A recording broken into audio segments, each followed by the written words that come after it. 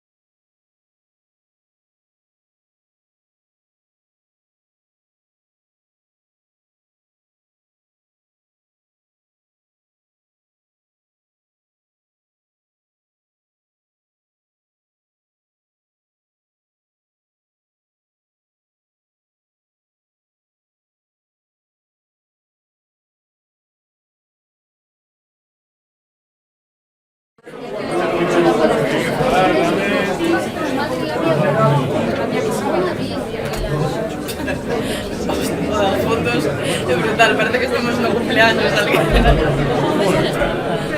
Espera, O que o da... Xavi. Sí, o do sol. Xavi, onde está tu aquí? Aquí.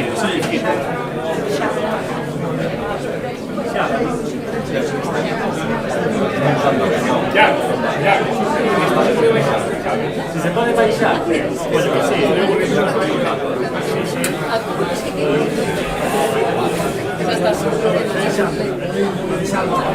Esta tamén va.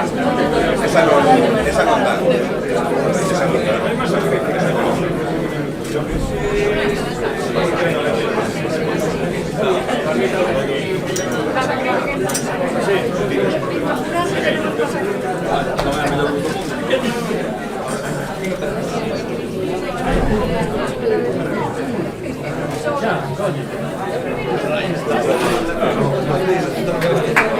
Hai marea, non hai marea? Hai marea. Hai marea. No, pues esta semana hai marea. Carajo. Vou roubar o micro un momento. Permiso. Hola. No, ese é para gravar o audio do... Non hai micro, hai que ir a pé. Sí, hai micro, sí. Había dos micros aquí. O sea, decían que había que se había micro, se podía... Ai, vale, porque... No, pero por la... Ben, boas tardes a todos e a todas. Benvidas a este que é o vosso local da Marea Atlántica. Hoxe acollimos neste local, bueno, unha rendición de contas destas persoas que foron escollidas no grupo parlamentario de Marea a nivel estatal. Para nós é un privilexio tervos a todas e a todos aquí. Moitas gracias. Creemos desde a Marea Atlántica que somos un proceso que entendemos que a transparencia, a participación son os xergos, os alicerces e a maneira correcta de facer as cousas, que este realmente é o camiño para que a xente se implique na política, para que a política chegue a xente, para facer as cousas realmente da baixo arriba, pois é este tipo de cousas: rendir, ser transparentes e non só facer unha rendición de contas, senón tamén ao mesmo tempo escoitar as persoas para ver que necesidades hai, que proxectos tedes, que dúbidas tedes do que se está facendo, que dúbidas tedes do que se pode facer máis adiante. E por eso este acto está previsto en dúas partes diferenciadas. A primeira delas, as persoas que están aquí con nos, os compañeiros e as compañeiras, falarán un pouco do que están a facer, e a segunda parte, que desde o meu punto de vista particular tal vez tan interesante ou máis, é a parte onde todas e todas teredes a posibilidade de directamente facer as preguntas aos compañeiros e ás compañeiras que están no Congreso intentando representarnos. Ben, unha cousa que me insistiron e que creo que é importantísimo lembrar é que a Marea Atlántica facemos entre todas e entre todos, e de feito este local tan bonito que sabedes, insistimos, que a vosa casa pagamos coa maneira que podemos entre todas e todas, cada un ponendo a pinguiña e o pouquiño que pode. Hai uns petos que os compañeros e as compañeiras que andan por aí están pasando e vos pedimos, por favor, que fagades algunha aportación solidaria si podedes. Ao mesmo tempo tamén recordarvos que hai moitas maneiras de participar políticamente na Marea Atlántica, que hai moitas mareas, moitos grupos de traballo en toda a cidade da Coruña que están abertos e esperando pola vosa participación e pola vosa entrada para que entre todas e todas podamos facer unha nova cultura política diferente, unha cultura política de verdade diferente. E, sen máis, quero darlles paso aos compañeiros que eu creo que xa non fai falta que vos presente, porque creo que xa os coñecedes de sobra, pero bueno, está Ángela, está Alexandra, está Toni, está Fernán, está Yolanda e está David Cruzos. Entón, pois, nada, xa directamente, e moitas gracias por ouvir.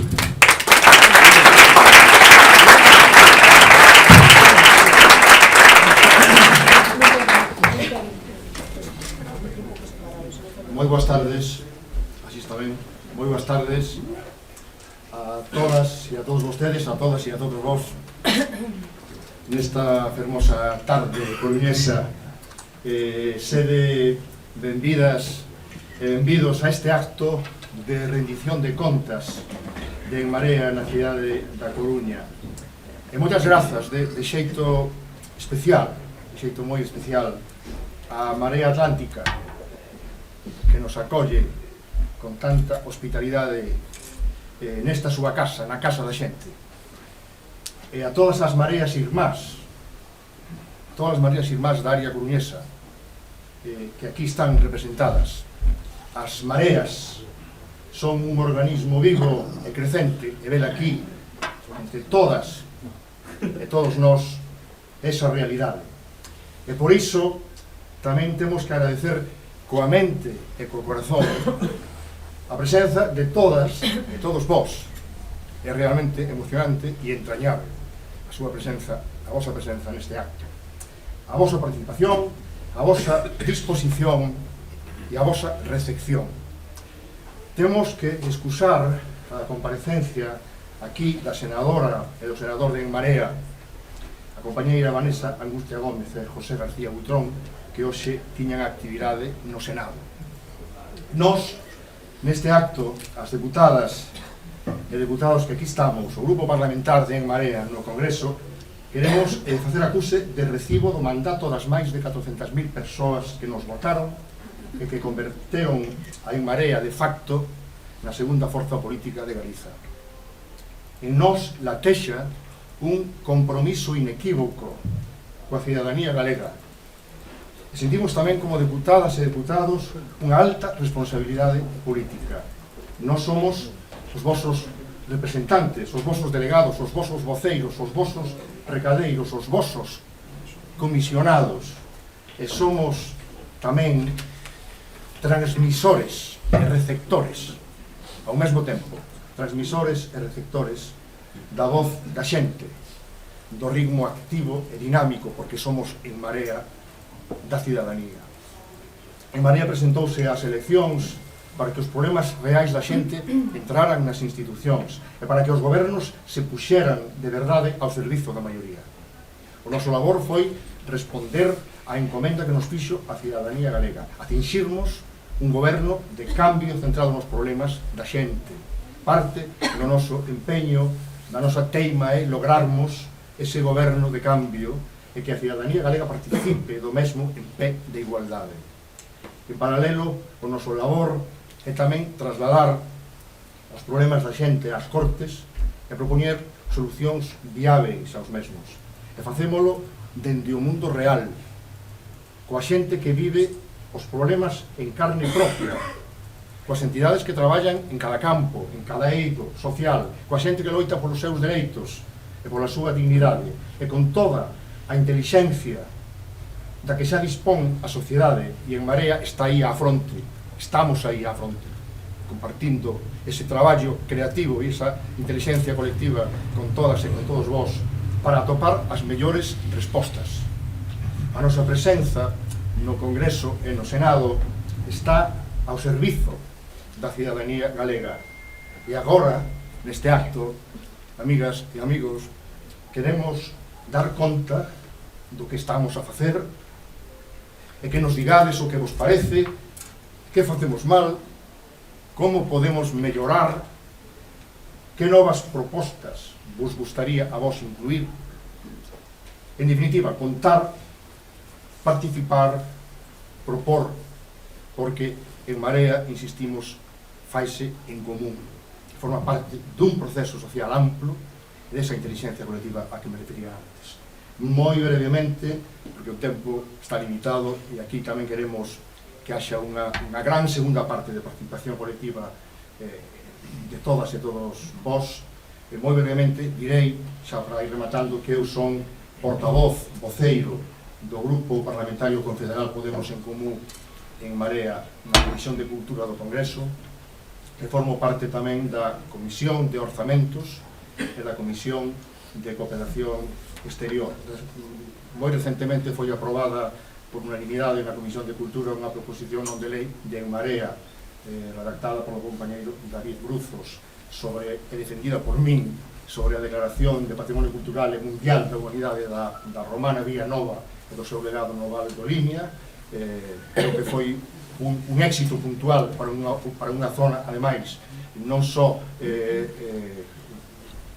coa importancia no plano histórico, no plano natural e ambiental, no plano do patrimonio, senón tamén porque é unha zona económicamente deprimida, depauperada, e esta declaración de Patrimonio Mundial da Humanidade pode servir, evidentemente, para crear mecanismos de sobrevivimento e de crecemento tamén económico nesta zona ourensá tan fermosa que todas e todos debemos coñecer.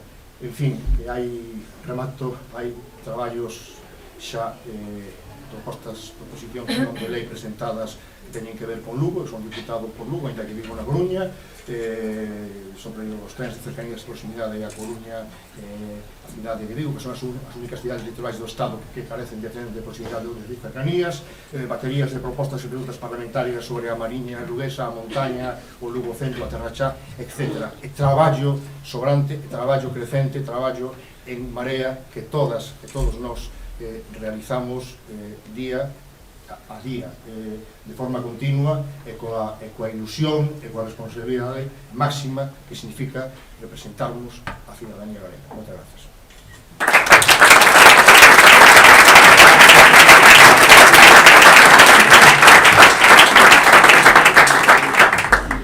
Que tal? Boa tarde a todas e a todos.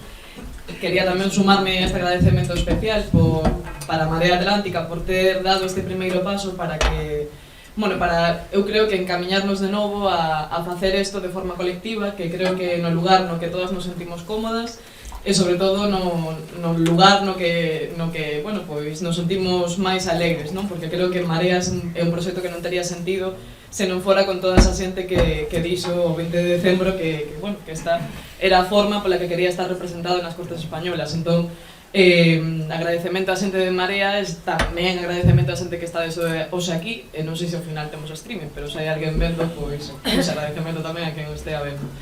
Eu creo que é moi importante isto de que nos sentimos máis cómodas e máis alegres facendo isto en colectivo, e creo que é moi importante porque unha das cuestións que teñen especial relevancia cando falamos de facer rendición de contas é precisamente que se saiba o que estamos facendo.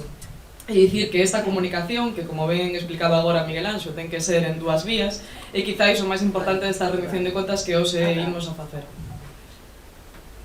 E, como dicía, transparencia e comunicación son os eixos do que hoxe estamos facendo, e precisamente deste camiño que eu creo que hoxe se enmarca e que o que queremos presentalo é como unha especie de compromiso que se vai a ter que consolidar non soamente hoxe, senón a través dos próximos meses, se que continuamos estando despois dese intento de investidura que vamos ter probablemente a finais de abril ou principios de maio, e creo que isto é o importante, non?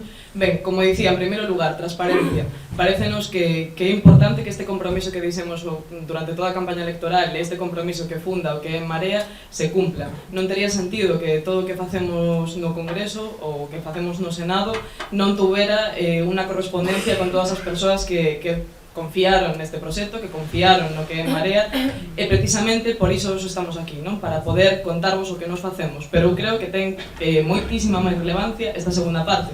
Estamos hoxe aquí para escoitar o que vos queredes que fagamos, o que vos pensades do que nos facemos. Esta forma de gobernar escoitando, esta forma de gobernar obedecendo, que nos dixemos que era precisamente o que nos levaba a estar facendo actividade nas institucións, este grande paso que bueno, para todos foi difícil e comprometido e creo que arriesgado tamén, ten sentido se somos quen de ter unha comunicación que non somente sexa dunha vez, senón que se vai a comprometer a facerse ao longo do tempo. O que nos gustaría comunicaros é que este non vai a ser a única rendición de contas que fagamos, senón que queremos presentar un programa de rendición de contas que de entrada vai a ser, por lo menos, nas 7 grandes cidades galegas, é dicir, imos repetir unha especie de ruta en Marea, como xa fixemos no seu momento, porque pensamos que é desta forma como podemos crecer, como podemos ser. En Marea non pode ser de outra forma, senón é colectivamente. Esta é a posición na que nos sentimos cómodas, esta é a forma na que isto cobra sentido. Se non é con a xente, a Marea non pode ser.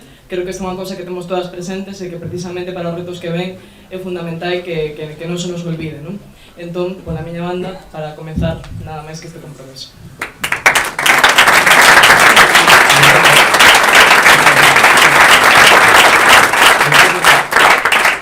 Bueno, boa tarde a todos e a todas.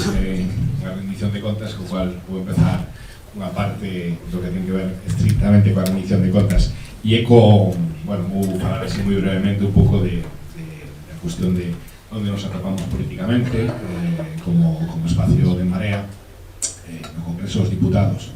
Dicíamos en campaña, eu dicía moitas veces en campaña ante as preguntas sistemáticas da prensa, que cumprimos con todas as condicións para ser un grupo parlamentario propio. Como sabedes, tamén dicíamos en campaña, cumprimos todas as condicións para ser un grupo parlamentario propio. Agora ben, a decisión final sobre todo isto finalmente é unha decisión estrictamente política e compete a correlación de forzas e a composición que asa neste momento ou en aquel outro momento na mesa do Congreso.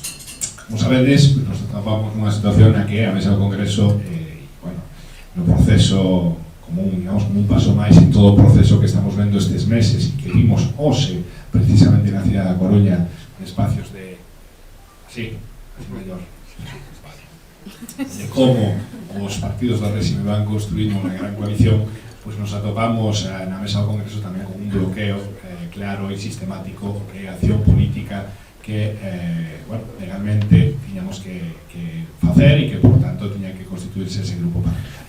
En ese contexto, evidentemente, pues, o que se dá un proceso no que, colectivamente temos que analizar cales son as diferentes posibilidades que se abren e que temos en riba da mesa.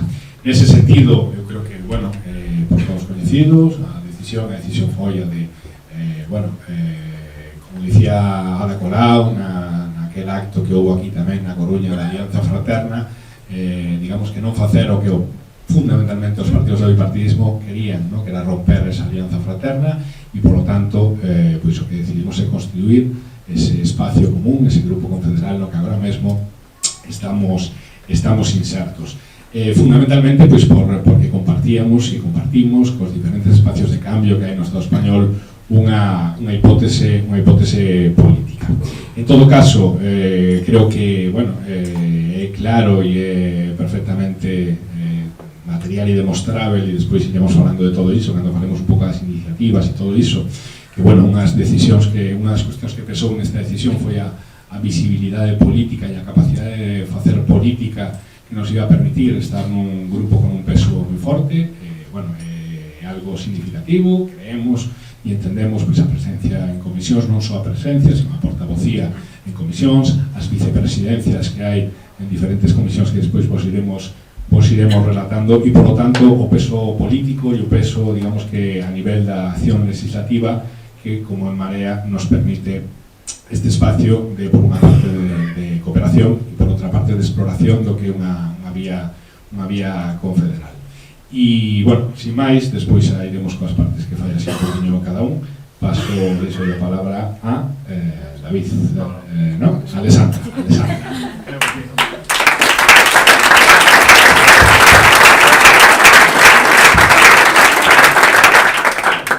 Hola, boa tarde. Moitas gracias a todos por vir, tamén a xente da Marea Atlántica polo traballo de organizar o acto.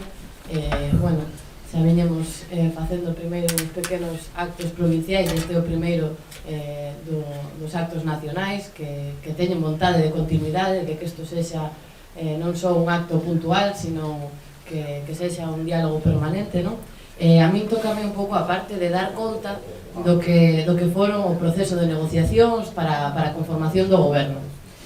Como ben sabedes, dende o primeiro momento en Marea fomos os primeiros en anunciar a nosa vontade de diálogo co Partido Socialista para bueno, poder chegar a un acordo realmente de cambio. Cando fomos a ver ao xefe de Estado, pois anunciamos, non, esa vontade de diálogo e fomos avanzando xunto co Grupo Confederal nunha estrategia compartida que tiña como eixos principais por un lado un cambio de políticas de 180 grados ao respecto das políticas do Partido Popular, realmente que houvese un programa de ruptura e de cambio, e logo outro dos puntos e eixos básicos para entendernos dentro dese marco do Grupo Confederal foi unha profundización democrática, outra forma de facer política, un achegamento das institucións e tamén todo o que ten que ver co concepto da plurinacionalidade, non? E a maior democracia e a capacidade e o dereito a decidir dos povos.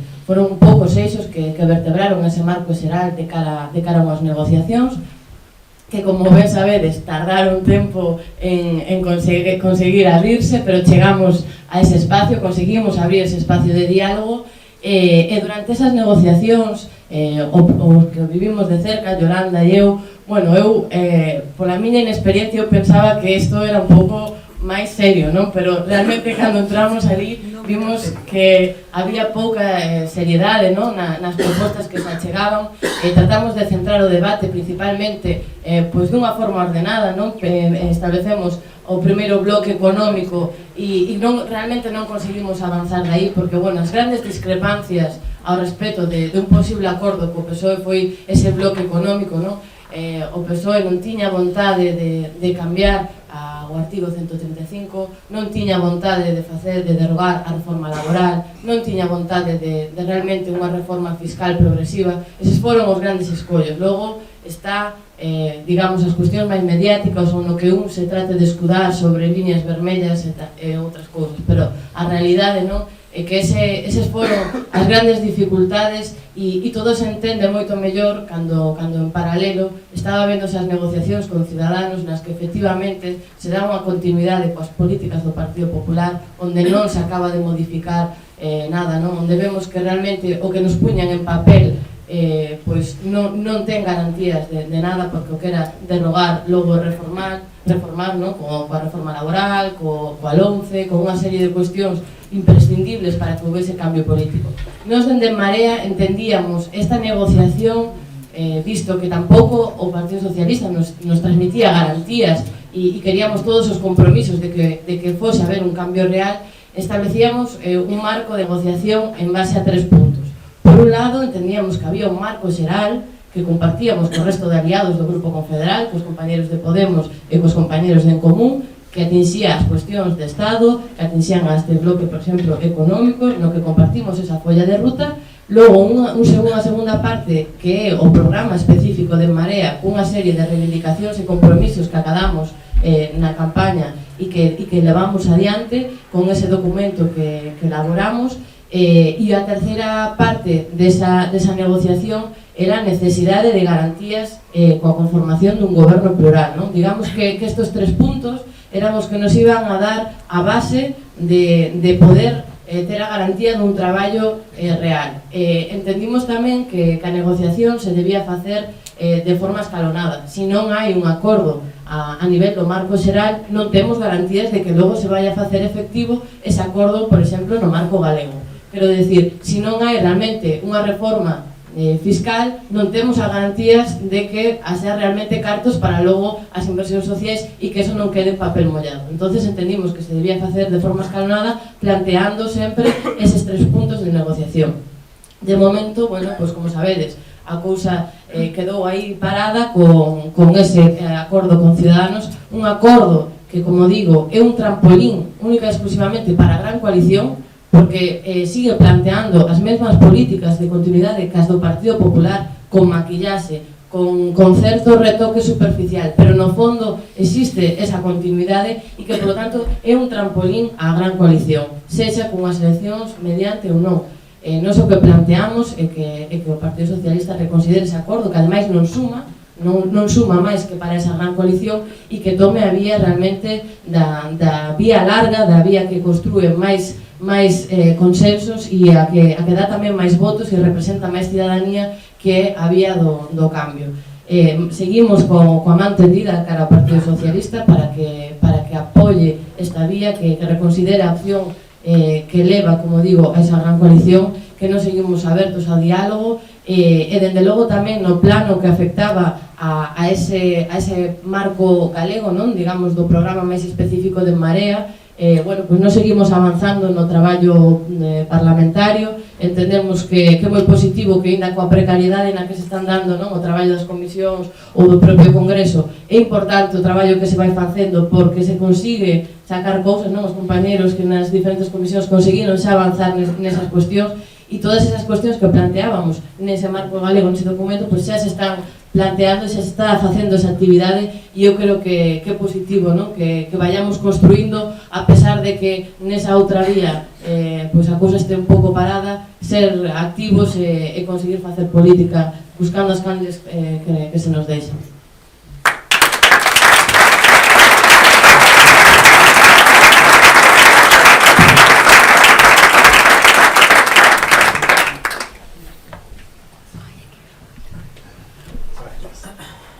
Bueno, boa tarde, eu chamome David e non quería deixar de agradecer tamén que, bueno, pues que veñades a compartir con nos este ratiño, non? Tanto a nivel espacial como temporal.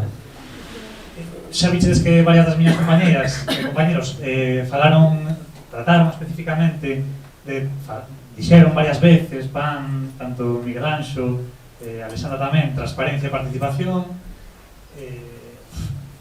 Entendemos que son dúas palabras que están completamente manoseadas polo réxime, actualmente están completamente manoseadas, intentaron xa de alguna forma imitar polo menos o léxico, ¿no? Copiar o léxico, ainda que logo na práctica, bueno, non é só que non apliquen, que ni sequera entenden do que estamos a falar, e de alguna forma, bueno, falando de transparencia, que ademais é o que todas vos e todos nós levamos mamado, de onde nacimos, dos movimentos sociais, dos centros sociais, dos movimentos culturais, ecologistas, feministas, de onde nacimos e onde seguimos medrando, non? Pasou por todas nós, pois, bueno, aí é onde nos diferencia desas élites políticas, dos privilexios que teñen, e onde diferencia claramente a esas élites da xente que, bueno, pues, circunstancialmente estamos facendo de representación política de todo un movimento cidadano. Dicía que quería falar de transparencia, en concreto, especificamente, de cartos, que é un tema así como moi relevante para todo o mundo. É dicir, vou contar exactamente que é o que cobramos as deputadas e deputados de Marea. Recibimos cartos en función de 3 conceptos, ¿no? O primeiro que sería o soldo base, que son brutos 2.900 euros, redondeo un poquinho, vale? 2.900 euros brutos, 2.100, 2.200, 2.300, dependendo da retención que teñamos cada quen de nós. Ese sería o primeiro concepto, como soldo base. En segundo lugar, hai unha parte que é como dietas, que o Congreso chama de indemnización. Son, bueno, pues os dietas por facer o traballo que temos compartido entre Madrid e, bueno, a nosa circunscripción. E en terceiro lugar, un concepto que ven en función dos cargos ou do cargo que se desempeña, que de cada deputada e cada deputado desempeña. Sexa, pois, cunha portavocía, sexa con comisión, sexa vicepresidencia dunha comisión, ou portavocía da xunta de comisións correspondentes, non? Eso sería o montante total. Vale, o que recibimos cada quen de nós nas nosas contas, pero agora imos ao que realmente cobramos, non? O que quedamos con el. Bueno, todas nós cobramos 3 salarios mínimos interprofesionais, 3 SMIs, son netos 1950, así máis ou menos. Bueno, hai 3 persoas que temos fillas que cobramos 3,5, que serían 2.200 máis ou menos, non? 2.200. Eso cobrámoslo, eso queda para nós, e cobramos tamén as dietas de manutención. Que é o que sucede con eses cartos a maiores que veñen das comisións ou da portavocía? Bueno, pois eses cartos van a un peto conxunto de Marea que sirve, bueno, pois para ter o equipo, o pequeno staff que temos, pero que é fundamental para nós porque non estaríamos funcionados sin elas, e vai un agradecemento para elas que están facendo un curre fantástico, e tamén para, bueno, pues para un montón de cuestións que son necesarias para o traballo, non? Actos como este ou como outros moitos, e incluso cuestións de intendencia en Madrid. E hai a maiores uns pequenos cartos a maiores deses 3 SMIs ou 3,5 que vos dicía ao comezo, que van un poquinho, que cobramos un poquinho por encima, que se van cada quen as súas respectivas organizacións. Isto sería, en resumo, logo, si queredes, como o que comentaban as compañeras, o que máis nos interesa é escoitar, bueno, non só preguntas, sino incluso críticas, si queredes, ou contarvos o que vos queirades, pois, si queredes, aclaramos máis cousas, vale? Gratiñas.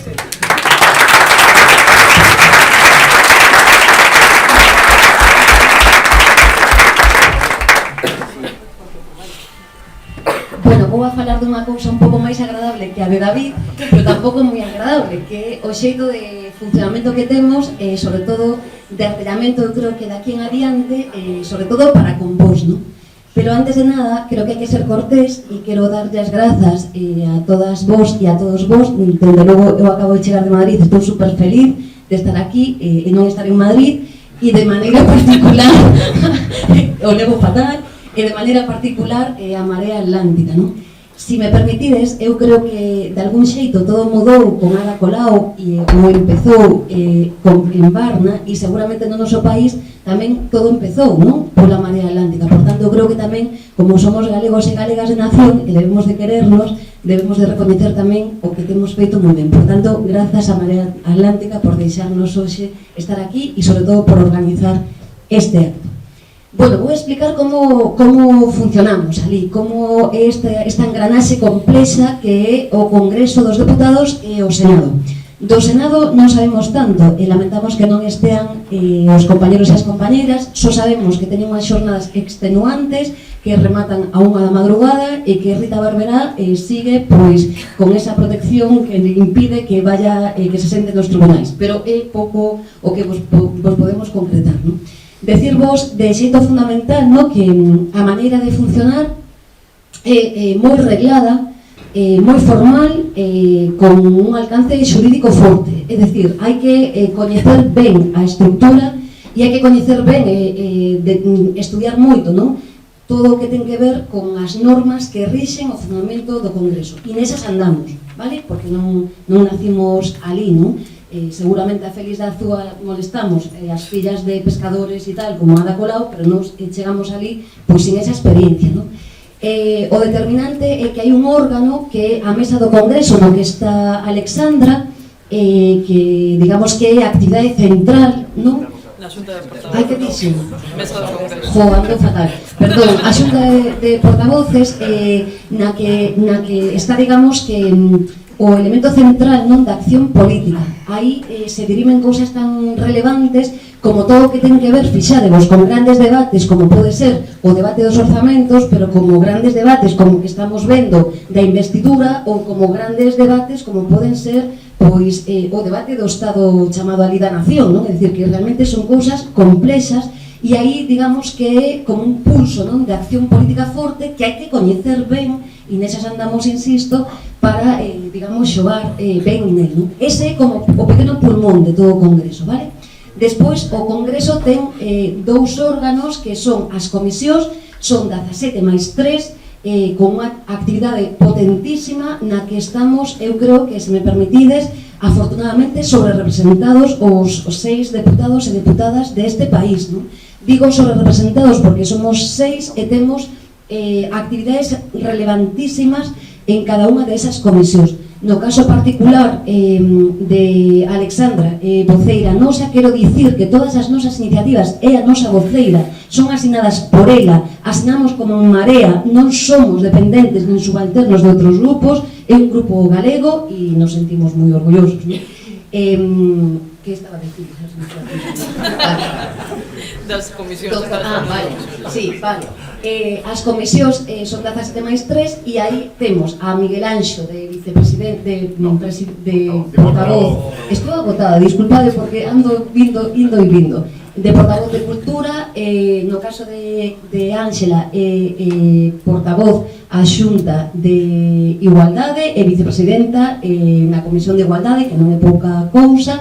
No meu caso tamén son vicepresidenta da Comisión de Industria, que Industria, Enerxía e non sei cuantas cousas máis, que tampouco é pouca cousa, e son portavoz a Xunta nela. E no caso de Tone, que tampouco é pouca cousa, é o portavoz estatal, nada máis nada menos que do sector primario, no que o noso país, pois como sabedes, pois é moi relevante, non? Bueno, digamos que o traballo diario se desenvolve nesas comisións para que os saibades, é dicir, todas as cousas que nos querades fagar chegar, o relevante é que as discutamos aí. O dicía antes Alexandra, e é certo, xa conseguimos moitísimas cousas para Galicia que se teñen aprobado. Despois falaremos de eso, se queredes, concretamente, e que, bueno, é para nós unha satisfacción e un elemento relevante. Esas comisións son públicas, pero non son accesibles ao público, como no Parlamento Galego. É dicir, os colectivos sociais non poden acceder a elas. Sí que os invitamos e moitas veces ven dende circuito pechado todas as nosas intervencións e todo o seguimento de todo, vale? Pero non poden estar ali. Nesas comisións, sin embargo, sí que os grupos que están moi artellados levan asesores. No caso, por exemplo, da Comisión de Industria, pois case todos os parlamentarios van con un asesor en enerxía e demais. Nós somos pobres e non o temos nin nesa comisión, nin en fomento, nin en nada, que falta nos faría, non? Vale, este é o xeito de traballar. E despois está o órgano, quizáis, bueno, que máis sae na tele, ainda que non tanto, como é o pleno. O pleno, para que teñades tamén coñecemento, é bastante restrito, é dicir, temos como pouca interlocución, no sentido que, por exemplo, neste pleno que imos ter a semana que ven, hai dúas proposicións non de lei, pero que ninguna é do noso grupo confederal, é dicir, que vamos repartindo de 2 a 2 no período de sesións, pero entre todos os grupos parlamentares desta legislatura. O relevante de todo isto que eu creo que é a satisfacción que temos, non? Que estamos traballando en código aberto, é dicir, que estamos levando todos os conflictos dende David coa Lonce ata Alexandra con todos os follós do AVE e demais, ata os labregos e labregas, pan coas mulleres e por suposto que vou dicir de Miguel Anxo con todos os sectores culturais, ou eu mesma con todos os conflictos laborais que non damos ás veces nin atendido a todos os traballadores e traballadoras que recibimos, pois o que facemos é estar en permanente conexión coa xente da rúa. E o que vos pedimos é que, se comprendedes un pouco o funcionamento, pois que se trata de que nos deades oxígeno, é dicir, que vos tamén nos alimentedes. E tamén o que vos pedimos, para que coñezades ben como vai a estructura, pois que sería moi bonito que veñades ali a vernos e nos daría moitísima satisfacción e ademais moitísimo cariño, porque ás veces outro día me preguntaba Felipe, que pasou con unha iniciativa que me axudou a redactar de derogación das ETTs, que pasou, que tiven que explicarle, non, e que facemos, la registrámola, se publica nun boletín, 15 días, se califica, bueno, un follón tremendo que se ides ali, pois sabedes. E despois hai cousas moi interesantes nas comisións, tamén para que os saibades, que podemos pedir as comparecencias de todo tipo de autoridades, institucións e demais. Por exemplo, na Comisión de Industria temos pedido, con escaso éxito, porque está presidindo a comisión Martínez Maillo, o señor ese cachorro novo do Partido Popular, que está renovando o Partido Popular. Bueno, pois temos pedido insistentemente, e vamos facer outra vez, que compareza a subcomisión do Consello de Seguridade Nuclear, que é moi relevante en termos enerxéticos, e a pesares de que temos maioría na comisión para gañalo e o gañamos, como depende da presidencia, pois non somos quen non de conseguilo, pero que saibades que aí pode comparecer moitísima xente relevante, é dicir, o presidente da SEPI, o presidente de Navantia, ou o presidente de institucións potentísimas que teñen que rendir contas. Por tanto, bueno, isto é así, enrolleme un mogollón e todo o que querades preguntar, non lo preguntarás.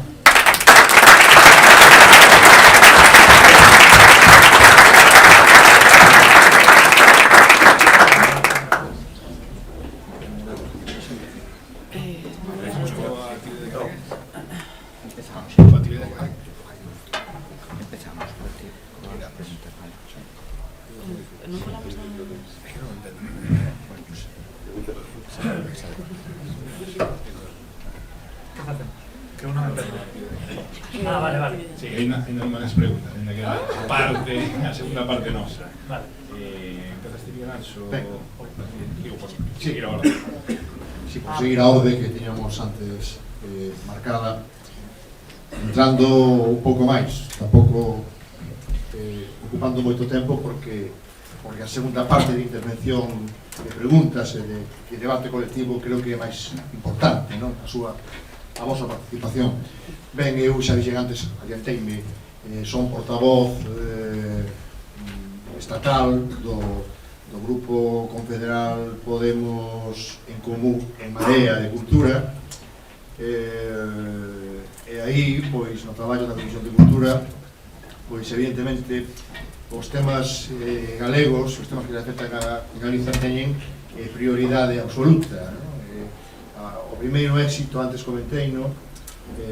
David Bruzos, o noso amigo e compañeiro diputado, ocupouse da proposición non de lei que eu defendín, tive o honor de defendela na Comisión de Cultura, sobre a romana Vía Nova, máis de 2000 anos de existencia no Val do Limia, en Ourense, que é un impresionante paraxe natural, cultural, patrimonial, arqueolóxico, ese gran legado no Val do Limia que pretendemos e proxectamos como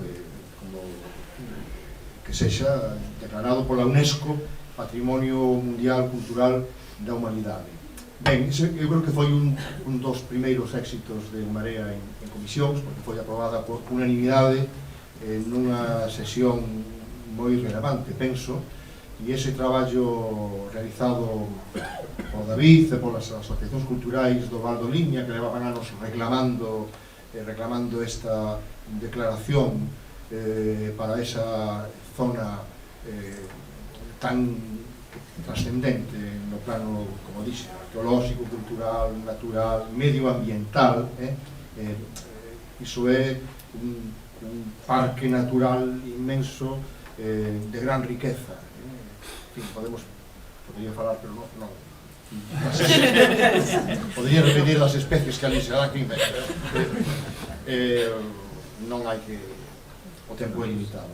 Ben, agora inmediatamente, como actividade inmediata, pois as Irmandades da Fala, cúmprense 100 anos da creación das Irmandades da Fala. Aí vou levar a cabo unha acción, creo que moi potente, porque ademais fíxense vostedes, fixadevos, no Congreso estivo Castelao, estivo Suárez Picallo, estivo Antón Villar Ponte, que foi congresista, que foi deputado, que foi inspirador e fundador das Irmandades da Fala. Aí atópase un enlace moi interesante para otorgarlle a este feito unha trascendencia definitiva, non? O sea, para que en todo o Estado español se recoñeza este gran feito fundacional, este gran feito cultural que foron as Irmandades da Fala aquí na cidade da Coruña, e Antón Villar Ponte, que foi deputado. Eu son, ainda que son, xa vou rematando, deputado por Lugo. Eu vivo na Coruña, teño moita relación con Lugo, evidentemente, coa terra xa, con Cospeito, con todo Lugo, coa Mariña de Lugo, coa montaña. Entón, centrome en aspectos lugueses. Entón, próximamente, hai xa toda 3 ou 4 series de baterías de preguntas parlamentarias, porque as preguntas parlamentarias son máis dinámicas. Hai temas que sí, as proposicións non de lei admiten e deben, pero hai un percorrido burocrático interno no Congreso, en fin, uns prazos, uns tempos, baterías de preguntas parlamentarias sobre temas que afectan a Mariña, Lugo. En Marea foi segunda forza, fixadevos, foi segunda forza política en Ribadeo, en Cervo, en Burela, en Xove, en Viveiro prácticamente case, foi segunda forza na cidade de Lugo, iso o autor non mata ascendencia. Houve unha floración do voto no Lugo interior, na terra xa, na zona rural, moi importante, que estamos cultivando e traballando, esa floración. En Vilalba, pois, Vilalba e a Berta, pois tamén por 20 votos non hai un cambio de goberno, estou pasando de tempo. Baterías de preguntas sobre a montaña luguesa tan esquecida, onde tamén houve floración do voto, ou sobre a Terra Chao, sobre o Lugo Centro, en fin, que o traballo é incesante, e o interesante, e remato agora sí, o interesante é que os colectivos, as asociacións, a xente diríxese a nós para traernos as súas iniciativas. Oe, hai que meter isto, hai que falar disto. Claro, nós somos unha caixa de resonancia tamén, e por iso vos pedimos, por favor, que participedes e que acheguedes as vosas propostas e a vosa intelixencia para que nós poidamos actuar da forma máis acaída.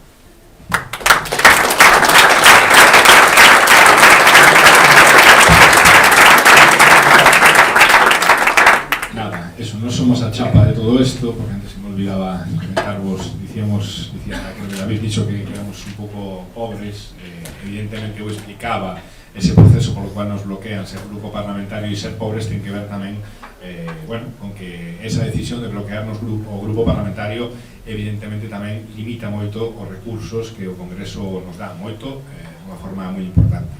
Pero pese a iso, se dicía que non somos a chapa, pero hai un motor, e un motor que se está poñendo en marcha cada vez máis forte, e que vamos creo que é importante coñecer esa xente que nos está empezando a acompañar ali, a equipa, a staff que nos está acompañando ali, e por agora están con nós desde se van incorporando pouco a pouco. Xaime Subiela, que está aí sentado,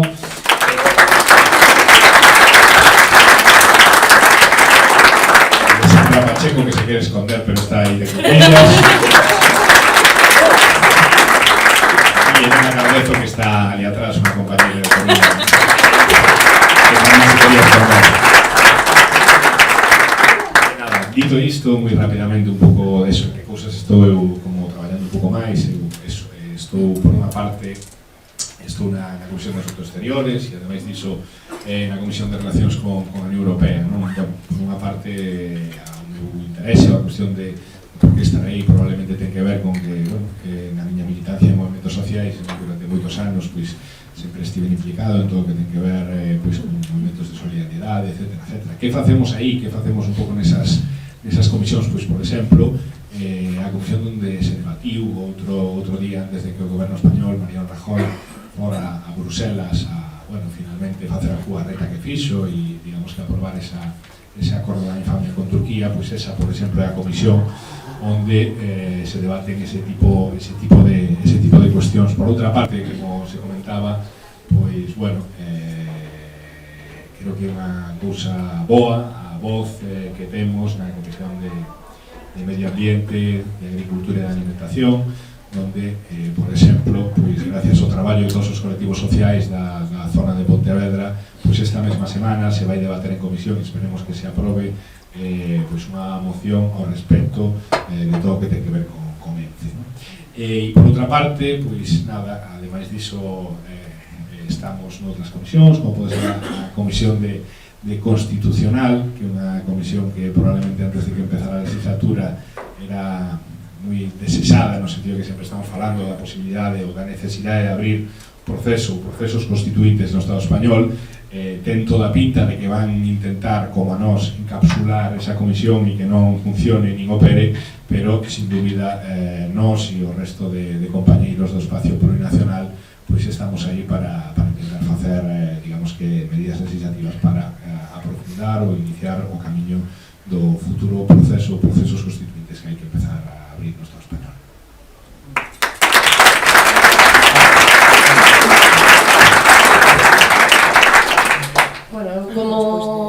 parte que me corresponde de portavoz, como decía Yolanda, hai unha serie de cuestións que se dirimen na Xunta de Portavoces. Por exemplo, esta semana pedíamos a inclusión da Comisión de Angrois para o debate no pleno do martes, non? Bueno, votamos todos a favor, excepto o Partido Popular, que bloqueou neste caso para a inclusión dunha cuestión extraordinaria na orde do día, pois se precisaba unanimidade e quedou bloqueado, non? Este tipo de cuestións como eso, non? Que se vai debatir no pleno, poñer encima da mesa as cuestións que se queren trasladar é moi importante para poder facer ese traballo político. É verdade tamén que esta legislatura se limitou moito a acción política, porque previamente se podían debatir 4 iniciativas por pleno e para este son 2, e o reparto ao final con todos os grupos que hai pois limita un pouco ese traballo, non? Tamén dentro da Xunta de Portavoces.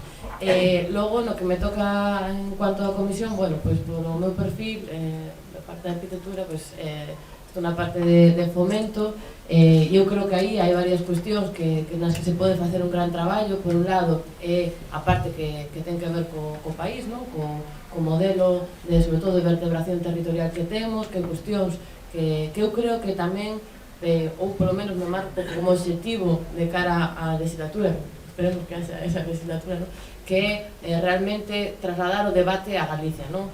Refírome a que entre todos podamos construir ese modelo, que non sexa simplemente a diputada que vai ali e propón o meu modelo non? Sino que sexamos capaces de articular espacios de debate aquí no país, realmente con que toda a xente que queira participar e establecer plans, non? Que non sexa simplemente o non queremos isto, sino en propositivo, non?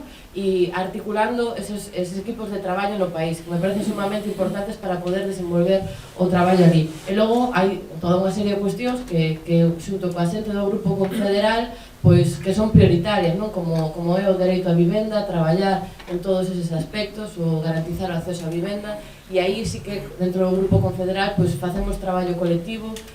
Bueno, de momento todavía non avanzamos moito, principalmente porque a comisión todavía non houbo, vai todo moi lento, pero bueno, estamos como formiguiñas aí facendo ese pequeno traballo, pero pouco a pouco.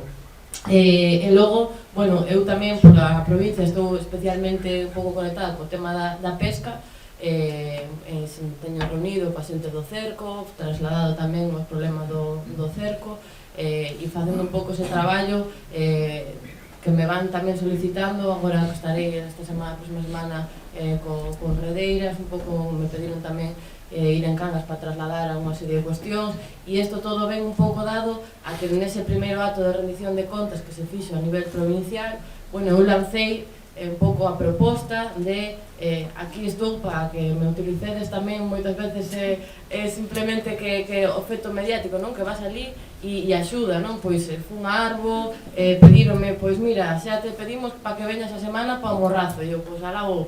Entonces, para a semana tamén queren que vas a ceda, facemos unha reunión para trasladar temas. Entonces, estamos un pouco facendo esa articulación pequeniña, non? Que tamén é imprescindible, porque moitas veces as mareas teñen moita potencia nas cidades grandes, non? E hai que facer todo ese traballiño tamén de artellar a nivel comarcal, de artellar as pequenas vilas e patear moito o país, non? E construir aquí ese proceso, e estamos todos un pouco aínda aterrizando entre o Congreso e facer ese traballo todo tan imprescindible.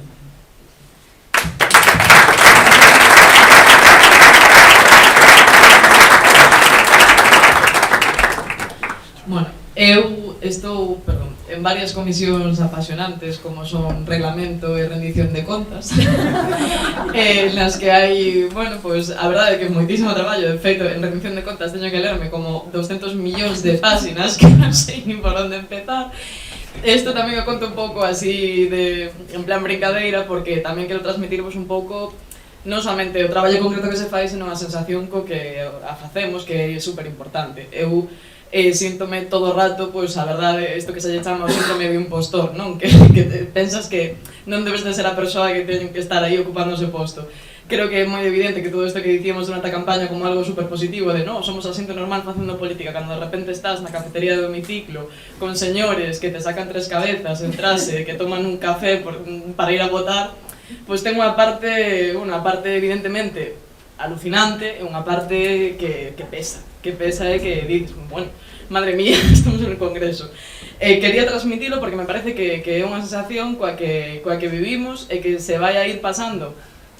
Esperemos que se hai legislatura co paso do tempo, pero tamén un pouco co calor de facer estas cousas e sentir que non somente somos 6 deputadas e 2 senadoras, non? Senón que hai moita máis xente detrás, eu creo que é super importante.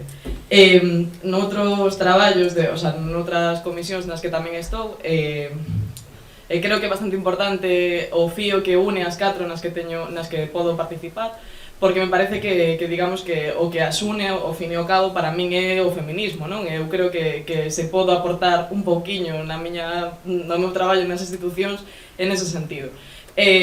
Vou estar traballando en economía, en igualdade, en sanidade e servicios sociais e en discapacidade, que agora mesmo aínda non é unha comisión legislativa, pero que xa solicitamos que así o sese, non?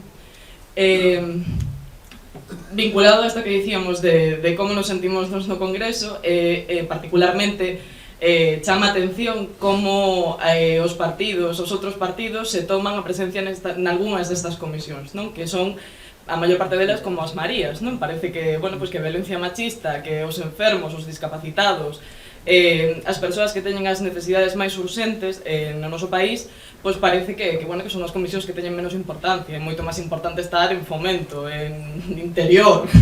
De feito, bueno, por interior houbo bastante pelea por estar en interior, non? Era como moito máis interesante onde va a parar que, por suposto, o reglamento. Pero bueno, eu creo que o traballo é absolutamente apasionante no seguinte sentido. Creo que cando dicíamos que o máis importante de facer política era poñer as persoas no centro, me parece que isto ten moitísimo que ver co feminismo, evidentemente. Cando facemos cuestións que... O traballo a que eu me estou enfrentando neste momento é redactar papeles nos que pides que por favor lle paguen antes a unha persoa que ten unha situación de dependencia, que no noso país temos especialmente isto cada vez máis de forma máis agravada, non? Por todas as moratorias, recortes e decretos asquerosos que o Partido Popular implantou nos últimos 4 anos, eu creo que cando estás pedindo, redactando isto nun papel, casi que se te olvida a importancia que ten este papel, non? E creo que non solamente son políticas feministas, senón tamén son políticas como moi esperanzadoras. Entón, bueno, creo que non me vou parar a centrarme en todas as cuestións concretas que estamos facendo. Si, quizáis, contar con especial cariño o traballo coa PINA, que é a plataforma de permisos persoais intransferibles pagados ao 100% para pais e nais, que creo que é unha medida que reflexa moi ben o que sucede habitualmente no Congreso, que hai moitas veces un consenso educadamente manifesto, é dicir, todo o mundo lle parece ben que as nais e os pais poidan coidar dos seus fillos e fillas e que poidan ter unha situación laboral que llo permita. A xente do Partido Popular e de Ciudadanos está tamén de acordo con isto, e logo, sin embargo, nunca é unha prioridade porque non somos capaces de facer políticas que reformulen a forma de vivir as nosas vidas e facelas máis vivibles. Me parece que ten que haber alguén que recorde dentro dos espazos políticos que isto ten que ser unha prioridade. Supoño que está un pouco en todo este grupo maravilloso humano que estamos en Madrid, é un pouco a miña parte desas políticas que estamos facendo, ou por lo menos todo o tempo que adico ten que ver con este tipo de políticas, e creo que indubidablemente hai que reformular 1000 cuestións. Por exemplo, hai unha cousa que se presentou na Comisión de Educación, pero que en realidad tiña que ver moitísimo co que facíamos nós, que era que se pedía educación de 0 a 3 anos pública e gratuita. E todo isto ten que ver con reformar o sistema de cuidados, con intentar ofertar unha solución á crise demográfica que temos, que no noso país é especialmente urxente de solucionala, non? Así que estas son un pouco as cuestións. Eu creo que quizáis se tiveramos tempo, hai cuestións que teñen que ver con igualdade que se presentan xa no primeiro momento porque son como, moi sangrantes. Antes comentaba con Roci que pedir evidentemente que se amplíe a lei de violencia machista é unha cousa tan obvia que casi nin merece a pena pararse, porque creo que estamos en un contexto no que moitas de nós estamos bastante concienciadas ao respecto, pero sí que evidentemente a parte do traballo na provincia co tema de ENCE que comentaba Tone, co tema da 57, para mí sería especialmente importante atopar xente que estivera interesada en traballar na cuestión demográfica, porque creo que ten moitísimo que ver que con políticas de xénero, con políticas feministas, con políticas para a xente, con políticas que coiden da xente, que creo que era esta mensaxe tan esperanzadora que lanzamos na campaña e que me gustaría recuperaros, nada máis.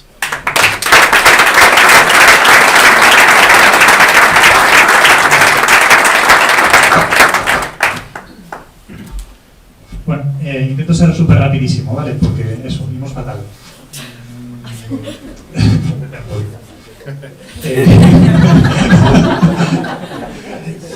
Nada, bueno, eu, como as compañeras comentaban, temos un pouco repartidas varias, bueno, todas as comisións, temos repartidas entre todas nós. Acabo de enterar, co escuchumizado que son, que gañei a Comisión de Interior, que parece que digamos unha batalla. Bueno, é unha brincadeira porque levámoslo todo como supoñedes moi ben, non? Eu estou na comisión de Interior, onde, bueno, pues aí tremendamente contento porque parte da miña militancia en movimentos sociais veñen precisamente de defensa de dereitos humanos no país, neste país noso, e, bueno, pues en realidade ali é certo que é moi amplo porque tamén trata de corpos e forzas de seguridade do Estado, pero, bueno, de cárceles, de institucións penitenciarias, todo o que ten que ver con protección civil, bueno, e efectivamente con dereitos humanos e dereitos civis. Logo, aparte diso, estou na Comisión de Educación e de Deporte porque profesionalmente me toca de cerca, como seguramente sabedes, son docente. Estou na Comisión de Facenda e Administracións Públicas, bueno, un pouco por cubrir, digamos, todas aquelas comisións nas que temos que estar, e estou na Comisión de Análise do Cambio Climático. E a maiores desas comisións e de todas as iniciativas, porque non vos quero marear tampouco co que facemos, a maiores desas comisións, igual que o resto de compañeras, bueno, pues atendemos un pouco, como comentaban agora tanto Alessandra como Pan, as nosas provincias e de forma global o país, non? É dicir, pasamos ali en realidade 3 días a semana cun ritmo tremendo de xuntanza, comisión, outra xuntanza para redactar cuestións e logo vimos para acá, bueno, pues a facer realmente o que máis seguramente podo confirmar que concordamos, o que máis nos gusta a todo o mundo, que é estar coa nosa xente e que nos estén dicindo temos que sacar isto adiante, temos que levar isto por outro lado e que iso é que en realidade, bueno, pues nos sirve como combustible, ¿no? para chegar a Madrid e dar a caña que podemos. Gracias.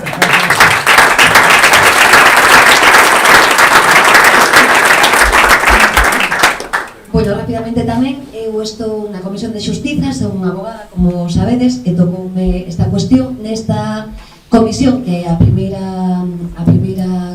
xuntanza ten lugar este martes.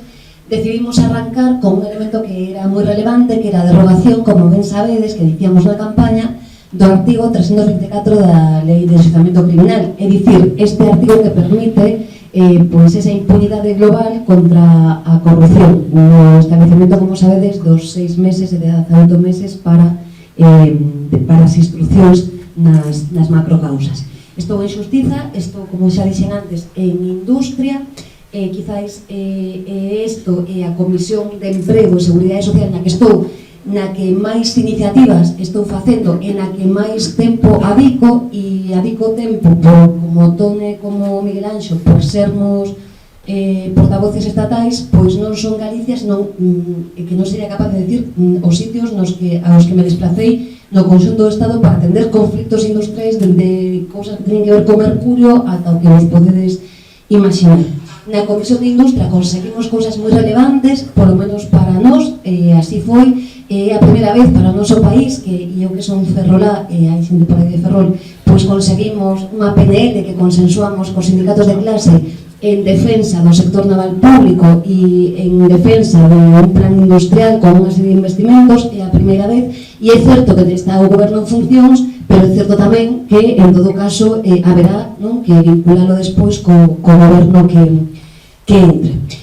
No que atinxe a Comisión de Emprego, imaginade todo o que levamos ata agora, e quero que hai persoas aquí que me axudan moito en cuestións técnico-xurídicas e outras, pois imaginade, para mí unha pasión defender os traballadores e as traballadoras, como os podedes imaginar, non dou feito recibindo a colectivos, comités de empresa e demais, e tamén conseguimos cosas relevantes, por exemplo, como foi a aprobación da derogación do artigo 315.3 do Código Penal. Como ben sabedes, temos cerca 300 sindicalistas, mulleres e homes, que están imputados e ás veces condenados simplemente por facer folga, e nos parecía elemental levar esta primeira iniciativa que fomos quen de gañala, non?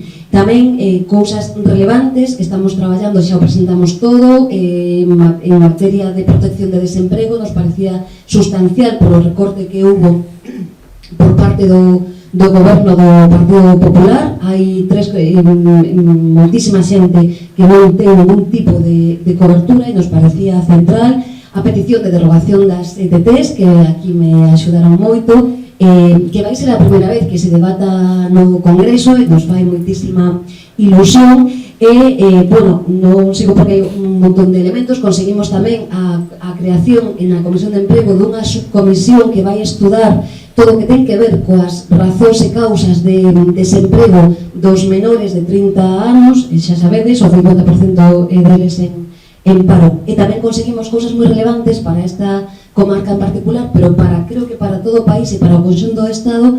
Foi moi acaído, digo, e moi festexado no conxunto do Estado e cos ecoloxistas. É a primeira vez tamén que conseguimos sacar unha proposta que teña que ver con un modelo enerxético diferente, que está moi ben sellado a Alcoa, pero que tamén conseguimos redefinir un novo marco, un novo modelo enerxético camino ás renovables. E insisto, bueno, foi moi festexado sobre todo por os ecoloxistas e sobre todo por o noso país. De feito, temos que ir, nos reclaman xa en Santiprao, que estaban contentísimos. Vamos ir o luns, Miguel Anxo máis eu, e estaban super felices os traballadores e as traballadoras de Alcoa por este feito. Por tanto, facemos cousas. E despois estou tamén pola miña formación na Comisión de Seguimento dos Pactos de Toledo. Aínda non empezamos. O que sí que me pasei como pan, me diron, eu non sei se teño como 6.000 folios de todos os traballos acumulados da legislatura anterior, e arrancará. Se supón que tamén debe ser unha comisión relevante, aínda que son unha muller un pouco escéptica, quero dicir, non sei se vai haber vontade de cambio do modelo de protección social. E nada máis.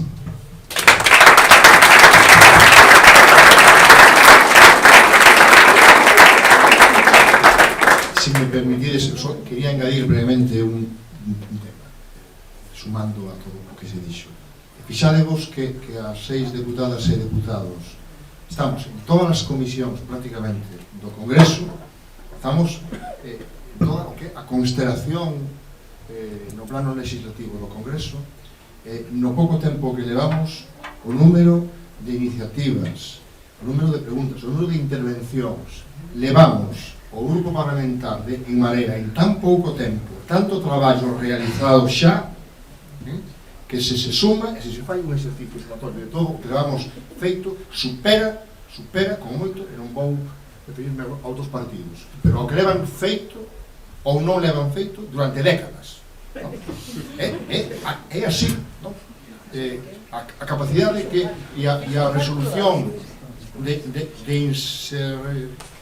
ternos inserido nun grupo confederal que nos dá unha capacidade de actuación, unha capacidade de presenza en comisións como nunca Galiza tivo na súa historia.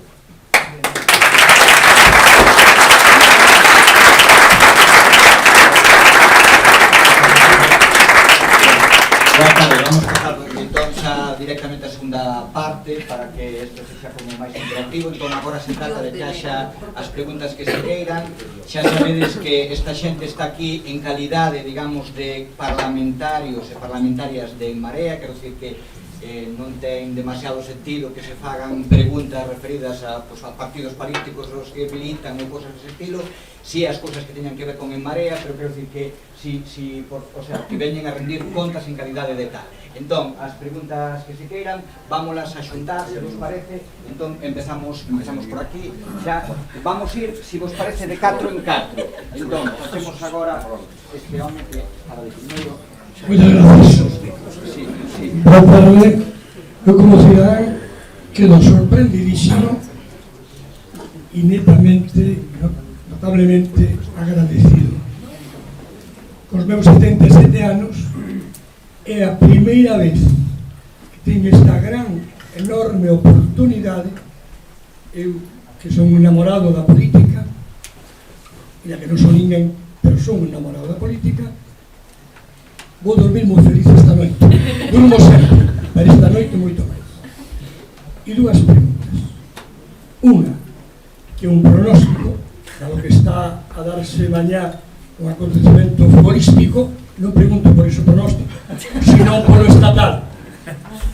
Haberemos papa ou non? E a segunda, que non é unha pregunta, eu que son de unha cidade moi importante do planeta Terra, que é Betanzos, pediría que, por favor, cando chegue ese momento, cuidades, faledes do tren das cercanías, porque eu que estuve hoxe en Betanzos, aquilo parece invasión.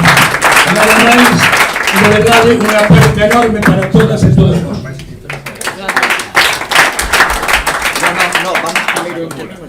Vamos a ver, eu quería facer unha doble pregunta que para mí me parece fundamental. Esta primeira reunión parece moi importante, pero como tedes pensado establecer os instrumentos de comunicación e conexión con todas as propostas que podamos facer todas nós?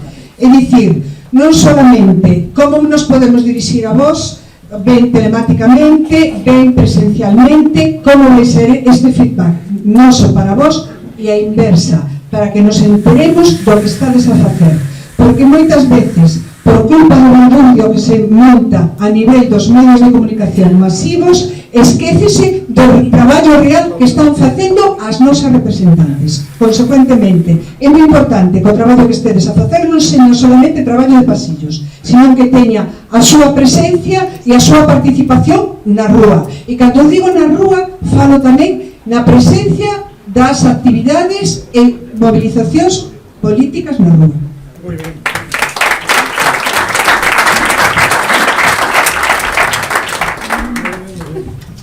Súbame os parabéns aquí de Iglesias por a importante achega que supón o contacto directo, bueno, das nosas deputadas e deputados con nós. Quería facer só dúas breves reflexións. A primeira, que estou esperando como gran parte da cidadanía que este goberno en funcións que tanto se alonga pasa a ser o certificado de función, certificado de defunción, que creo que xa vai sendo hora. Unha cousa, como que decía Alexandra, hai que tecer redes en esa Galicia rural esmorecente. Penso que para iso unha importante podría ser internet, non? Que a xente que está, bueno, na Costa da Morte, non sei, na Cerrachá, pois teña acceso, se non a unha marea que non hai ao mellor, pois na parroquia, ou mesmo no seu concello, pero sí que teña acceso directo por esta vía de internet. Pois tedes pensado algunha canle para quen teña algunha chega que facer, poderá facer directamente. E, coherentemente, tamén complementariamente con isto, como tamén nos gusta de vez en cando, pois eso, fuxir das redes, sobre todo a miña xeración, non? O contacto cara a cara. Entón, si sería unha boa medida a de artellar, cando vides os fines de semana e pensades na vosa demarcación, recibir suxerencias, achegas da ciudadanía, eu penso que podía ser unha boa antena, establecer unhas antenas como podía ser, no caso da Coruña, a Marea Atlántica. Hai xa un sitio importante aquí que se identifica como que, bueno, a marea subiu moito, subiu tanto que rebasou María Pita, chegou a coller no salón de plenos esa prendacía. Mirade se choveu a marea. É máis difícil que chegue a Cospeito, a Vilar, a Terrachá, sabemos que a veces ensada e tal, pero penso que é importante tamén si en Lugo, si en Santiago hai algunha marea importante, bueno, que se aproveite xa esa rede, que é un modo de ir crecendo tamén ao mellor, bueno, pois unha alianza máis de futuro xa de cara ás galegas, non? Evitando desconfianzas que sempre hai, nun camiño no que andamos moitos a tecer aí, non? Na cabeza xa haxa que tecer e destecer, como do genero que non, pero vamos a procurar tecer. Hola, moi boa tarde. Chámame Alfonso, son amigo e admirador de todos os que estades aí na mesa. Bueno, o prólogo non é só retórica, non? De verdade, agradezco que estades aquí. Me parece un acto bonito un acto significativo, un acto novo. Escoitei cousas que descoñecía do vosso traballo e teño aprecio personal e político de que sodes personas honestas e estades a currar. Dito isto, que non é retórico, non creo que se esqueza, quixera referirme brevemente a tres cousas. Una, a ausencia do grupo parlamentario. Dos, a posibilidades de unha dación de contas que non son presencial, que non sea solamente presencial, o sea, elaboración de órganos como en Marea, órganos de difusión. Tercero, quero referirme brevemente, aínda que non sea nada novo, ao acordo entre Europa e os dirigentes europeos e Turquía en relación co terrible problema que temos coas persoas refugiadas. E cuarto, un corolario. Tuvemos as condicións necesarias, pero non suficientes para ter grupo parlamentario. Tiñamos as condicións suficientes, sería unha decisión política. Non temos grupo parlamentario. Escoito e me alegro moitísimo que no grupo confederal podades estar traballando, pero eu quedei un pouco frustrado e me encantaría que tuviéramos grupo parlamentario. Non sei se iso é posible ahora.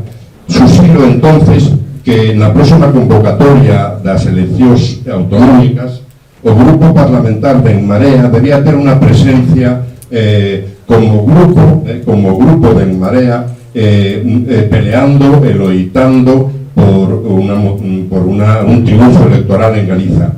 Isto daría conseguir as cousas, non o deron, pero non nos ganamos, non? Me estou acordando ahora, perdonade un poquinho a digresión, bueno, algo parecido que pasou hoxe, ao terrible, digo eu, que pasou hoxe en María Pita, non? Esa pinza entre o PP e o PSOE, baleira en boa medida de posibilidades de acción da nosa Marea.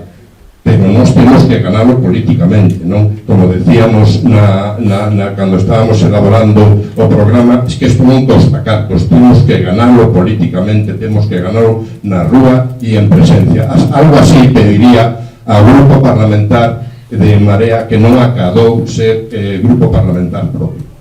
Dos, é posible que haxa outras maneiras de comunicarse e ademais tendo el logo de grupo parlamentar En Marea, digo, páxinas web, boletíns e tal, eso nos daría unha presenza e ademais unha presenza con nome e apellido, ¿no? Tres, penúltimo, bueno, calquera de nós, de todas as que estades aquí, pois sentimos que unha das crises máis fundamentais que temos en Europa por causa dos malos dirixentes que non merecemos e por causa da orientación neoliberal que temos na nosa Europa é o problema humano e real que nos atingue e que atinge a cousas tan fundamentais como os dereitos humanos que é o xenocidio cos refugiados. Sei constame personalmente que estades preocupados por eso, pero encantaríame ver máis voces ao respecto. E posiblemente se eu estuvera onde vos, pois diría que non podemos facer outra cousa, facemos o que podemos, non sei. A veces teño medo que o árbol non deixe ver ao bosque. E mirade, eu estou a carón, apoiarei o que poda, pero vos pido que non esquenzades o fundamental. O fundamental é que esta nosa sociedade ten un defecto de raíz terrible, é unha sociedade capitalista a tope, e que é verdade que non vamos a cambiar o sistema de hoxe para mañán, o sistema se cambia prácticamente roendo, resistindo e tal, pero me encantaría que ninguna das accións parciais que o noso grupo parlamentar faga esqueza que o que hai que facer é tirar esta maneira parlamentaria, que al fin e al cabo estabas traballando en ela, pero é moi difícil que sea progresiva esta sociedade de consumo e, por suposto, esta sociedade de mercado. Moitas gracias, compañeiras.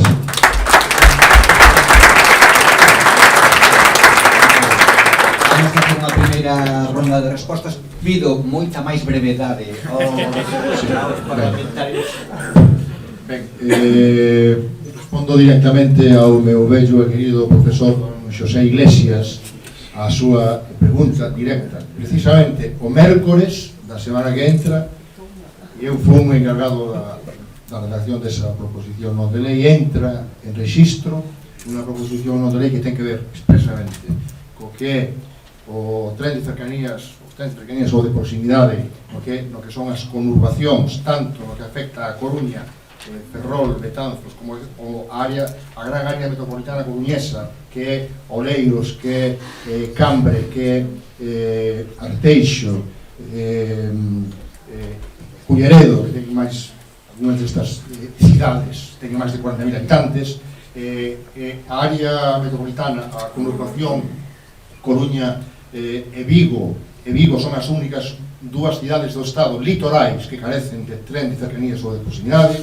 É un atraso significativo que padece en Galiza e esas dúas cidades tan importantes no noso país, e aí imos actuar frontalmente. O mércores entra, imos procurar que iso na comisión correspondente pase entre que entre en exercicio e que teñamos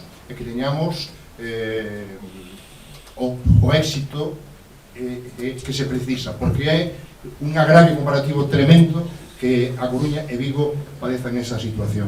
Por outra banda, bueno, non quero utilizar máis, vamos ser máis áxiles, pero iso está feito, don Xosé. Sí, para complementar con isto tamén presentamos de Marea todo o que ten que ver coas noticias de supresión de conexión ferroviaria co norte do Estado e, en fin, que presentamos varias iniciativas xa nese sentido para que os saibades. Aproveito tamén, xa que estamos co tema de cercanías, que tamén pedimos o todo o tema de frecuencias que se aumenten, todos os problemas que hai derivados nos vacacións, momentos puntuais, os estudiantes que se colapsa cando saen de Santiago, todo eso estamos traballando. Tamén estamos traballando na petición de que os orzamentos que hai para elaborar un plan estratégico para Galicia nunca se chegan a executar, que se faga ese traballo porque é preciso. Pero unha das cuestións que estábamos falando antes con os compañeros da Marea Atlántica cando nos sentamos aquí era nos temos que sentar, facer isto máis veces, sentarnos máis veces a falar para que as propostas que levemos sexan propostas que sexan máis consensuadas de todos, e aí entra o tema do que se estaba preguntando, e cales son os mecanismos. E eu creo que é algo que nos damos conta que temos que seguir traballando, que temos que seguir mellorando esta maquinaria para pôr todos os mecanismos posibles para que eso sexa efectivo e continuar con estes procesos. E eu personalmente considero que hai cuestións que son os eixos principais, que por un lado é a cuestión territorial que nos marca a hora de elaborar propostas, porque ao final somos persoas físicas e nos sentamos aquí. A mí me gusta máis a parte esta de verse, que a virtualidade moitas veces que nos sentamos aquí, nos coñecemos e está un encontro inesperado de que hai unha persoa que non coñecía e falamos e chegamos a acordos e non, esa parte é imprescindible e iso ten que ver con toda a articulación territorial e comarcal que é imprescindible, e a outra parte é as cuestións programáticas, sentarnos a ter estrategias comuns en moitas das cuestións. Pois isto que falábamos do ferrocarril e da vertebración, hai que sentarse e facer equipos de traballo alrededor desas cuestións. A mí me parece por lo menos imprescindible. Eu quero tamén que entendades que se require tempo para todo isto, que son moitas frontes abertas e a veces parece que non damos parado todas, e que se fai con tempo e se fai con vos. O sea, máis do que pedirnos a nos as explicacións moitas veces de como ides facer todo eso, como vamos a facelo entre todas, e creo que ese é o reto do que deberíamos ir hoxe, como vamos a facelo entre todas e que sexa tamén nos apoyarvos a vos e vos apoyarnos a nos mutuamente. Super rápido por contestar a cuestións concretas, que eu creo que había algunhas preguntas concretas. Eu creo que é super importante que se profundicen eses mecanismos a través dos quais se poden facer propostas concretas e peticións concretas. O certo é que estamos profundizando neles, é dicir, a parte dos deputados ou das deputadas e dos senadores, hai un espazo de traballo, de coordinación de o que é Marea, no que se está a traballar, pois, bueno, pois en cales poden ser esos mecanismos de organización para vertebrar, como dicía o compañeiro, que haxa antenas territoriais, por chamarles de alguna forma, a través das cales se poda, pois, recoller toda a información que a cidadanía galega, neste caso, quere transmitirlle aos seus representantes no Congreso. E dicir que xa o estamos facendo, recordar este compromiso que eu dicía ao principio un pouco atropelladamente, que de entrada queremos polo menos facer un acto deste estilo en cada unha das grandes cidades galegas, e a partir de aí todos os encontros, cuestións, bla bla bla que facemos, pero digamos que estas son as dúas cuestións que xa estamos facendo e levamos 10 días, non? O sea que un pouco esa é a folla de ruta que temos, coa que nos comprometemos de entrada. Xa pechando, bueno, iniciando lo que se dicía, en cada unha destas rendicións de contas, ademais deste espacio colectivo no que temos, a decisión é reunirnos con, hoxe nos reunimos con Marea Atlántica, reunirnos e recoller as demandas das mareas das vilas ou das cidades e tamén da comarca no seu caso. Por outra parte, o tema de ferramentas, estamos trabajando en ello, dicíamos ao principio que somos pobres, pero ainda así sí que hai un recurso, si se está buscando a fórmula tanto a nivel telemático de poder recibir demandas, como incluso estudando, pensando si fórmulas y digamos que plataformas como se escolleron outras veces, como o Xornal, etcétera, etcétera, poden valer tamén para continuar difundindo as demandas de Marea. E despois sobre o que dicía Alfonso, evidentemente é central, el estivo en Lesbos, como moitos e moitas, bueno, algúns sabredes aquí, e sí, se está recapacitando, e ademais de toda a acción legislativa, eu creo que era hora de ir pensando en que falábamos algún día nun grupo de Telegram por aquí, de unha Marea Solidaria. Eu creo que era hora de que unha das cousas que empreguemos estas ferramentas e as ferramentas que hai na sociedade civil incluso para desplazarse e tratar de facer unha cuestión activa no que ten que ver coa pasarse segura. Moitas gracias, vamos a decir simplemente que as ferramentas están evidentemente en construción, pero decir que quen queira xa pode agora comunicarse con info@enmarea.gal, é dicir, quen queira info@enmarea.gal. Vale, pasamos aquí. Despois de centos de reunións como estas, asambleas, participación en campañas electorais, etcétera, etcétera, teño que reconocer que aínda me sigo emocionando cando vexo actitudes como estas. E vou me dar gustazo precisamente porque sentín esa emoción cando vos vin entrar na carreira de San Jerónimo con esos diputados, que eu entraba con vos ali. E vou me dar gustazo de decir señorías. Quero decir esa emoción, pero quero falar da polisemia do significado das palabras. Render, solo esa palabra, a polisemia de render. Render contas dignifica a función dos políticos e ensancha a democracia. Outro significado. O Yolanda estaba en Madrid, eu acompañaba en streaming desde Coruña, pero estábamos en un acto conxunto. Alexandra falaba de como vai estar en o Morrazo, vai estar en non sei onde, como estades en unha comisión en outra comisión. Non vos queremos rendidos, descansade, tomade con calma, conciliade vida laboral e familiar. A terceira, nunca, en nós con vos, vos rindades.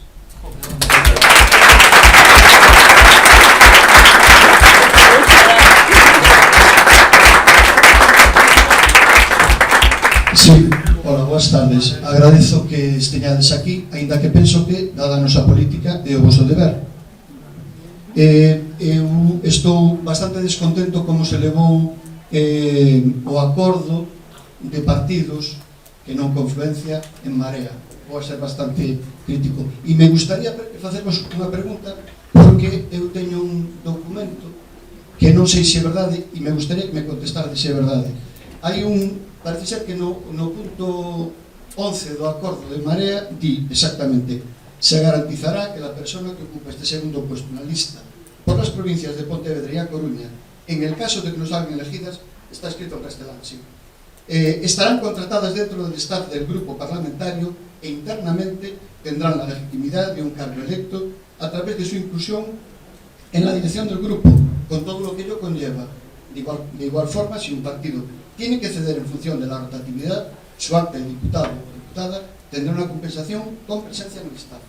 A mí, si esto é exacto, me parece que é, bueno, atornillar un posto de traballo onde ao mellor nese staff pode haber xente que este máis preparada. E en todo caso, como temos as galegas aí, a mí me gustaría que reflexionáramos entre todas que estes acordos deben de ser máis democráticos, máis participativos, absolutamente transparentes e ademais votados pola base.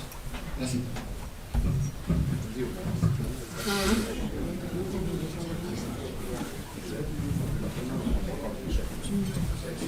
Boas tardes. Eu quería solamente facer dúas preguntas, se me permitides dar, bueno, pues un mensaxe moi cortino. As dúas preguntas vai.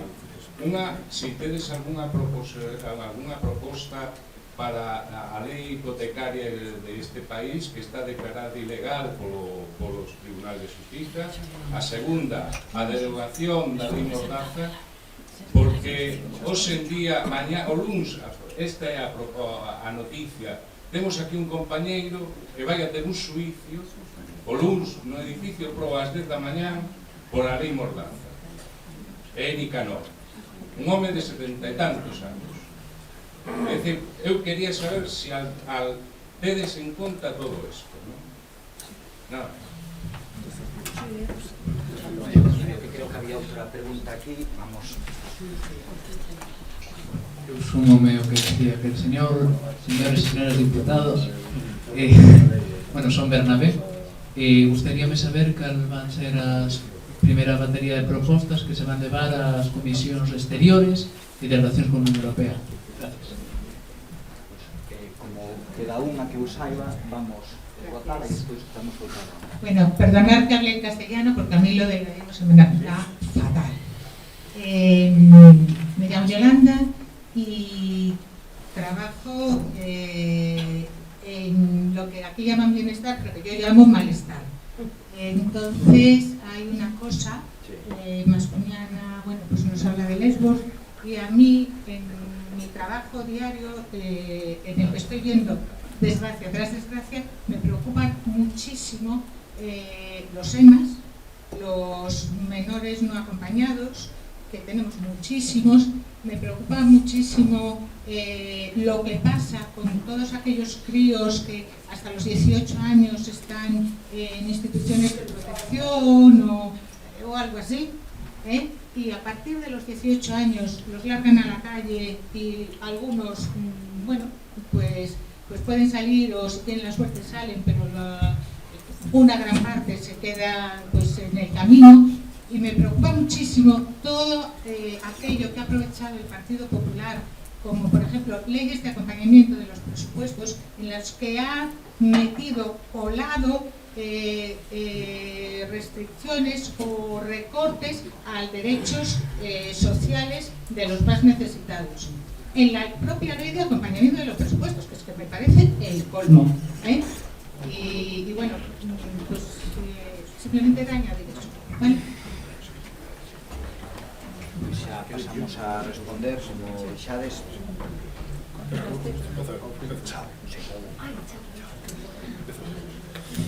Si, empezou con dúas cuestións, asunto de exteriores, relacións con a Unión Europea. En realidad, a Comisión de Exteriores, bueno, digamos que xa empezou a funcionar, e unha comisión, como moitas delas, que ten moito que ver tamén e especialmente tamén a relacións con a Unión Europea, co que está a acontecer cotidianamente, o co que está a acontecer agora mesmo, digamos, na dinámica xeopolítica, na dinámica tamén da Unión Europea. No que ten que ver, dúas pinceladas, no que ten que ver coa Comisión de Exteriores, esta semana vamos a presentar precisamente unha batería de preguntas ao respecto da visita de Margallo a Honduras, non un tema menor, por dúas cuestións. Primeiro de todo, por o asesinato de Berta Cáceres, e segundo lugar, por a donde se levan os fondos do Estado español e a que se adican no que teóricamente son fondos de cooperación, que finalmente son fondos para financiar, neste caso, o aeroporto de PTU Cigalpa dentro da iniciativa privada ou en unha serie de cuestións concretas. Despois, xa se presentaron diferentes cuestións e debatiron, houve unha digamos que comparecencia de Margallo ao respecto de o que foi, por unha parte, o acordo que levou o Estado español ao respecto digamos do tema do Brexit, non sei se, seguiches ou non, digamos que aquelas condicións que impuña fundamentalmente o goberno británico e a posición que tiña que ter o Estado español ao respecto e eso. E despois, que outra cousa iba a comentar, o acordo político. Eu creo que non hai ningún tipo de dúbida, e neso estaremos todos de acordo en que hai que aprofundizar sempre os mecanismos participativos, os mecanismos democráticos. Eu creo que se está dando un exemplo neste país, se deu un exemplo coas mareas, un exemplo de participación, un exemplo que ademais funcionou tamén, digamos, a nivel de capacidade de chegar a poder político. Fixemos, digamos que tratamos de construir ante moitas dificultades, moitas urxencias, o que foi esta ferramenta que é Marea. Sin dúbida somos autocríticos e sin dúbida creemos que hai que ir máis alá. E nese sentido, eu creo que o desafío colectivo que temos por diante, por unha parte vai no que se falouse aquí, se dixo de aprofundizar as ferramentas que temos, a ferramenta de Marea, e sin dúbida tamén no que ten que ver con as garantías que pode dar o proceso de caras autonómicas, a que se falaba de espacios como en Marea, pero tamén de espacios como se están abrindo diferentes, como pode ser Mareas en Común, etcétera, etcétera. De a capacidade que teñamos de consolidar todos esos espacios e de facer de todos eles un espacio común, eu creo que garante que o proceso de caras autonómicas vaya a ser mellor, ou aínda mellor, ou moito mellor do que puido ser, sin dúbida, este proceso en Marea e este acordo político que, sin dúbida, é mellorable, pero que, eu creo que é refrendado por 410.000 galegos, non é un tema menor. Sí, moi brevemente, o acordo político real está escrito, como non podería ser de outra maneira, en galego, e o galego é o idioma central e natural da nosa acción comunicativa, da nosa acción verbal e política. Está clarísimo. Sí, para dar resposta ao que plantexaba desde a Lei Mordaza e tamén todas as problemáticas e as sentencias que estamos tendo da propia Unión Europea por vulnerar a legislación europea. Ben, estamos traballando en dúas comisións. Na Comisión de Xustiza, que, insisto, o martes é a primeira comisión que se celebra, e na propia Comisión de Interior. No que atinxe a Lei Mordaza, estamos traballando nos equipos, xa están prácticamente redactadas e só falta que empece a traballar a comisión para ser debatidas a derogación, que non a anulación parcial de algúns preceptos, como pide expresamente o Partido Socialista no acordo que nos propuña de goberno. Por outra banda, no que atinxe tamén a vulneración de dereitos fundamentais en materia de vivenda, exactamente o mesmo. Ademais, temos que agradecer que hai un montón de equipas de persoas que veñen da PAP que están traballando con nós para iso, tamén nas dúas comisións. E hoxe mesmo, como temos os datos públicos das perdas da Sareb, do Banco Malo, esa grandísima estafa, pois aínda, coñecémolo hoxe, pero xa están os economistas traballando para ver como planteamos isto, porque nos parece, insistimos, pois efectivamente unha auténtica estafa. É dicir que, en canto arranque o traballo das comisións, van ser, ademais, mancomunadamente. Sí, respecto á pregunta que comentaba a compañeira, no pleno anterior que se celebrou, tivemos, eu creo que o prazer de ver como se aprobaba prácticamente por unanimidade a creación dunha comisión que atinxa especificamente os dereitos da infancia e da adolescencia, que nunca se propuxera isto co suficiente vontade política de facelo neste país, que foi unha proposta do Grupo Confederal en como Podemos en Marea. Eu creo que é algo do que nos temos que parabenizar, porque efectivamente se hai un gran colectivo que sufre as consecuencias da crise das políticas de austeridade son os nosos menores, non? Creo que non sempre se teñen en conta todo isto, como sucede tamén neste caso cas políticas para as persoas con discapacidade, pois é importante que teñan un espazo nas cámaras onde se poida legislar especificamente para todos eses casos que, como ti ben sinalas, son moitísimos e moi graves, non? Así que eu creo que neste caso, por primeira vez, temos unha boa noticia ao respecto. Bueno, non sei se hai alguén máis que queira... Por aquí, xa, por aquí hai. Sí, dúas. Hola, buenas tardes. Gracias por estar aquí. Vosotros sí que me representades. Miren, breve, moi breve.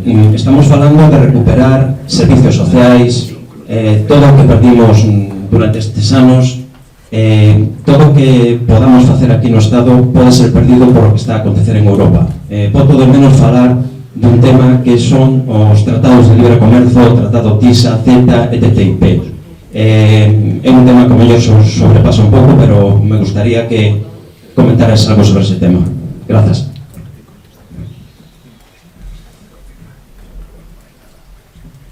Hola, boas tardes. A miña pregunta era sobre o reglamento de funcionamento de entidades locais do ano 86, que dá un poder presidencialista aos alcaldes. A mí, que vivo nun pequeno concello, pareceme moito isto, cuando estes últimos 4 anos de maioría resultado do PP, onde aprobaban todo sen ter en conta a ninguén. O sea, eles tiñan, por exemplo, previsto un plan de urbanismo tremendamente agresivo co litoral, e coa súa maioría absoluta o aprobaron inicialmente.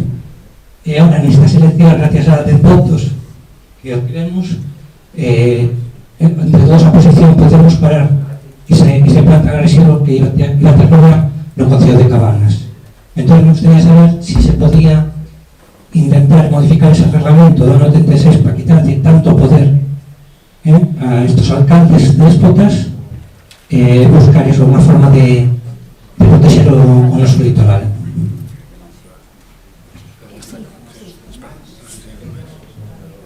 Ao compañeiro que... Hola, moitas gracias por esta oportunidade. Moitas veces cando se fala da marea, falase como un proceso cidadán que un pouco vive de espaldas ao rural, non? E a mí me gustaría incidir sobre iso. Falaba Pam de, bueno, pues un envellecemento moi grave, non? A nosa comunidade, a segunda, me parece, a nivel mundial de envellecemento, con mulleres no rural, non? Preferentemente, o sea, con un índice grande de mulleres maiores no rural, cos problemas de unha poboación dispersa.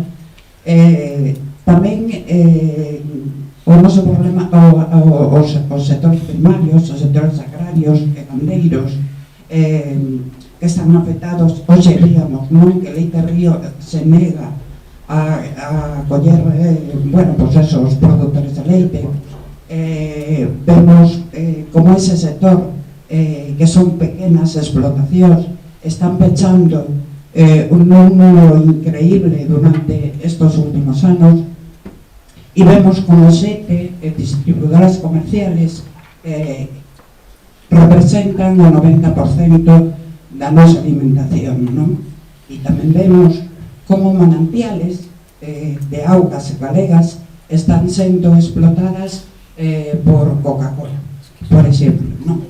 Entón, isto me parece unha perda de soberanía de tal magnitude que, xunto co que decía este un mes atrás, cos acordos do TTIP e todos estes acordos, me parece que hai que, bueno, que esta crisis é unha crisis multisistémica, non? E que, bueno, que as medidas que hai que ter, que hai que tomar son moi contundentes e que, bueno, vamos a ter que estar todos pos e nos en pé de guerra constante. Vale, nada máis.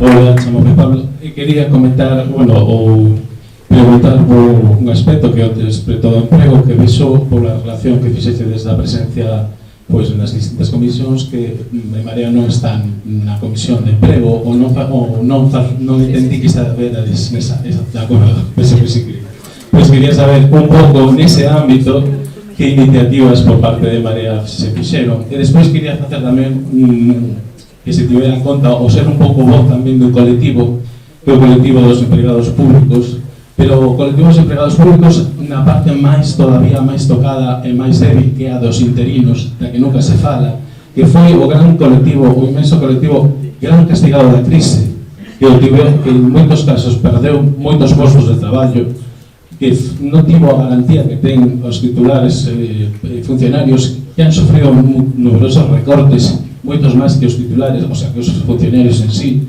e que se vai facer algún tipo de iniciativa tamén por parte da Marea para intentar restituir esa situación de un colectivo tan castigado. Agora sí, vou contestar a dúas cuestións.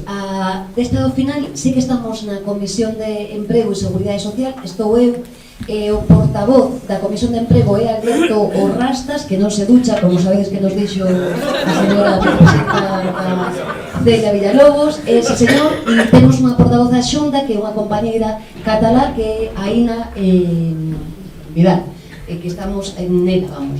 Ben, por empezar polo que estamos a facer, dixen antes un pouco, dicir, estamos traballando en cousas relevantes, como e aprobamos xa cousas relevantes, todo o que ten que ver coa derogación do 315.3, todo o que ten que ver co desemprego, todo o que ten que ver con as ETTs, todo o que ten que ver, imaginade, seguridade social, esta fixen agora no avión, pero vai registrada estes días, pois coa supresión do me está botando unha man aí Elena, da asistencia sanitaria para as persoas que se desplazan do noso país máis de 90 días, bueno, 1 millón de cousas, e todos os conflictos laborais, todos arrancamos a comisión con a manifestación ás 5 da mañán dos compañeros e compañeras de Airbus, e todos os conflictos laborais que vos podades imaginar do Estado, aí estamos neles. Nos nosos galegos tamén estamos neles. Aquí o compa e máis eu, Alcoa, imos aí, voltamos o propio luns.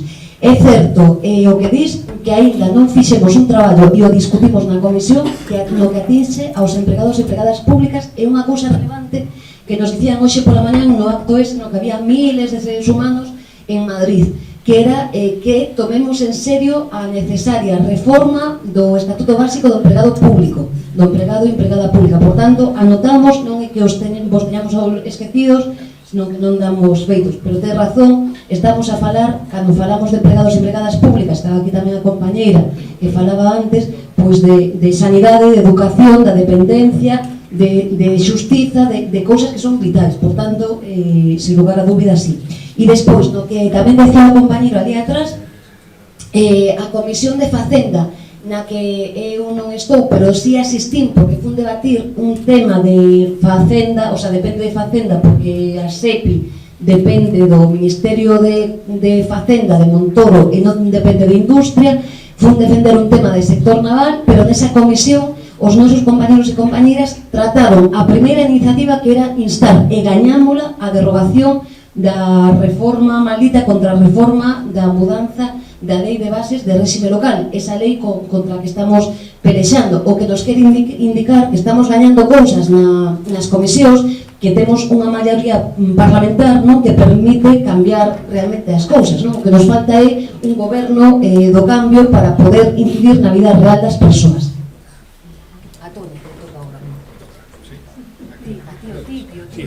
Sí, moi rapidamente tamén sobre o asunto do TTIP.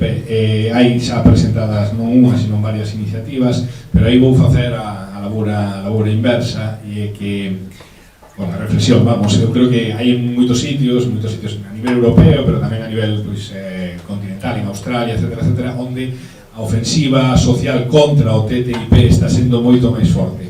Eu creo que bueno, neste caso, así como en outros casos, que temos ido, digamos que, bueno, a cabeza da movilización en moitos casos a nivel europeo, etcétera, creo que hai moi pouco traballo político, colectivamente, o digo, sobre o asunto do TTIP, e creo que sí, se poden presentar cousas, pero creo que neste caso se trata de que o que temos que construir é máis movilización ao respecto do TTIP.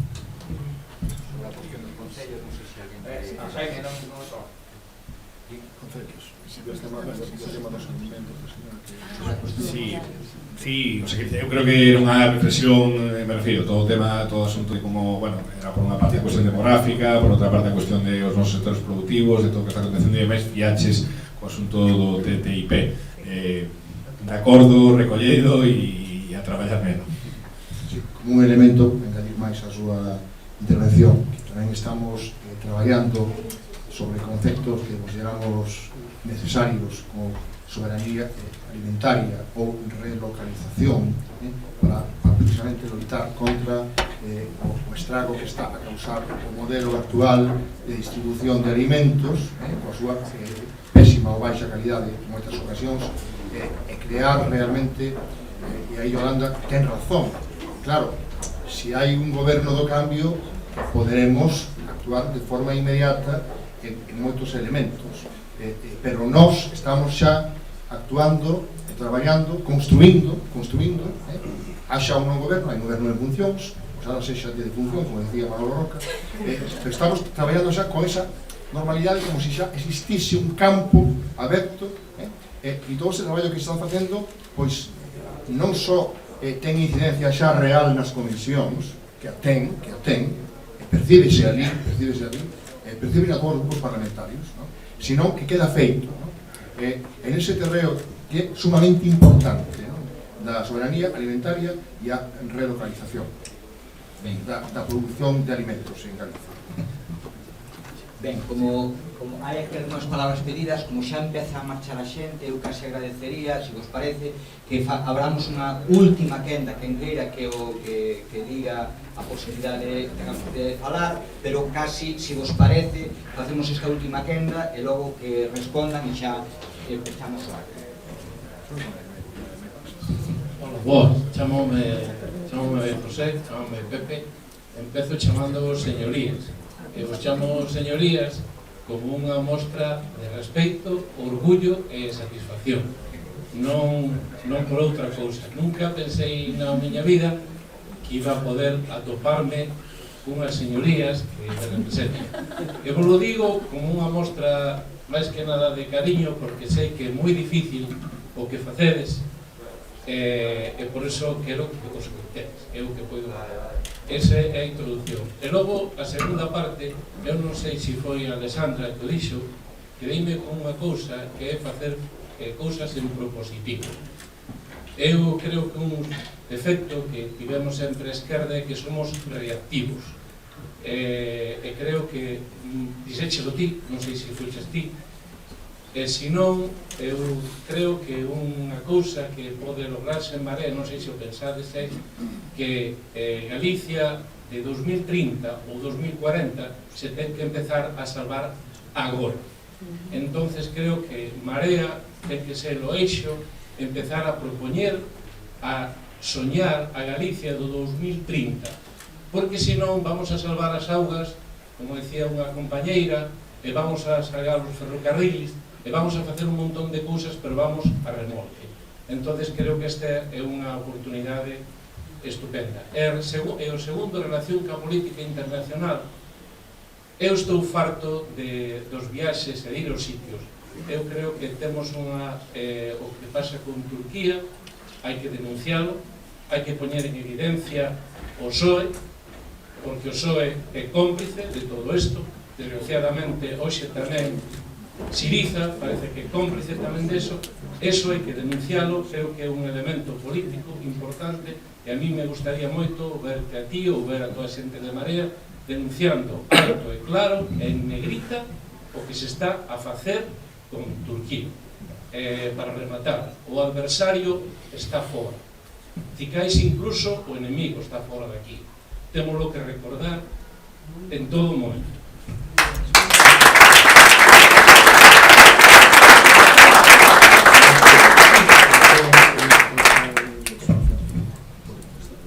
Boa tarde, agradecemento para todos vos, señorías.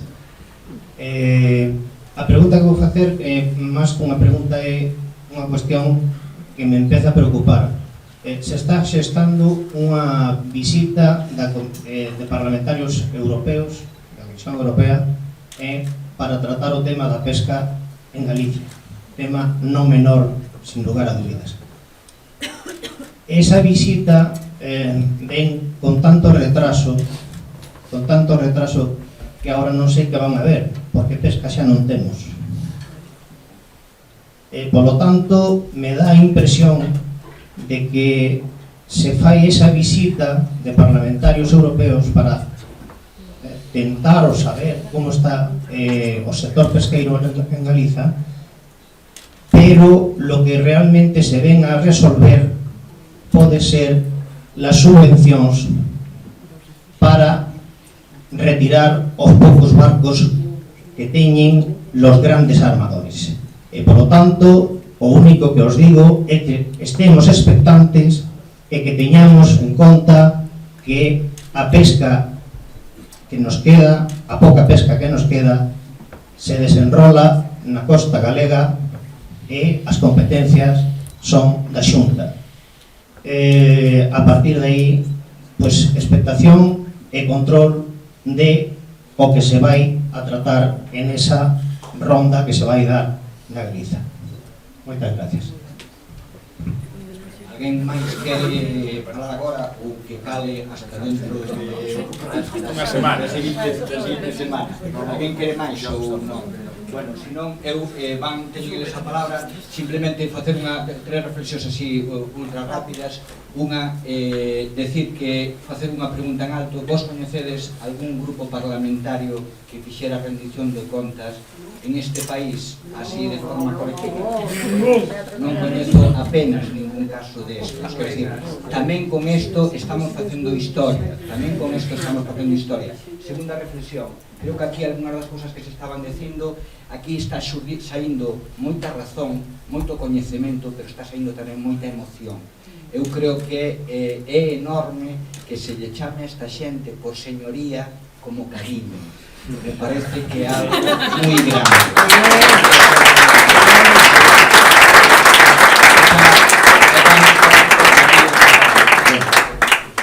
Moitas grazas pola súa intervención.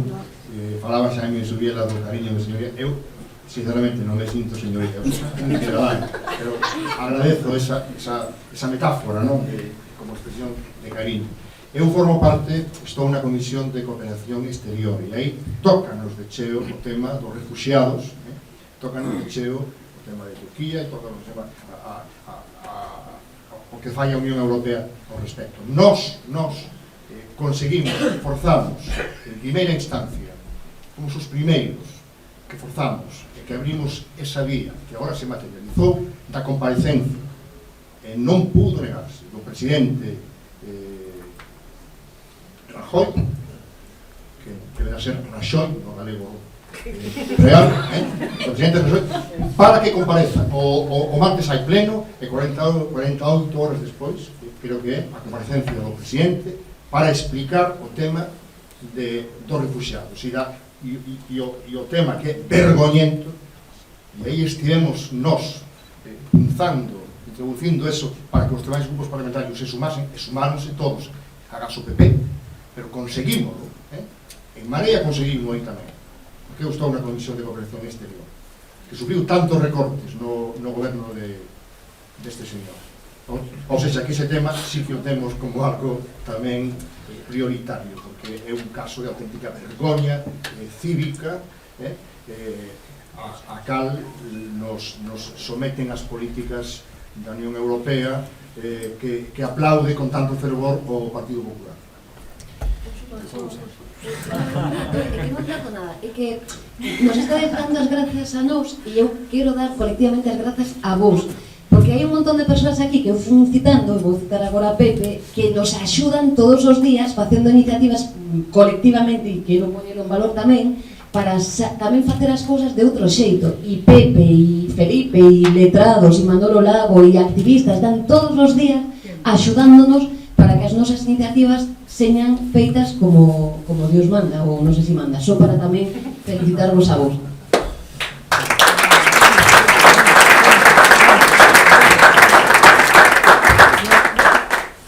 O primeiro sobre a cuestión propositiva, non?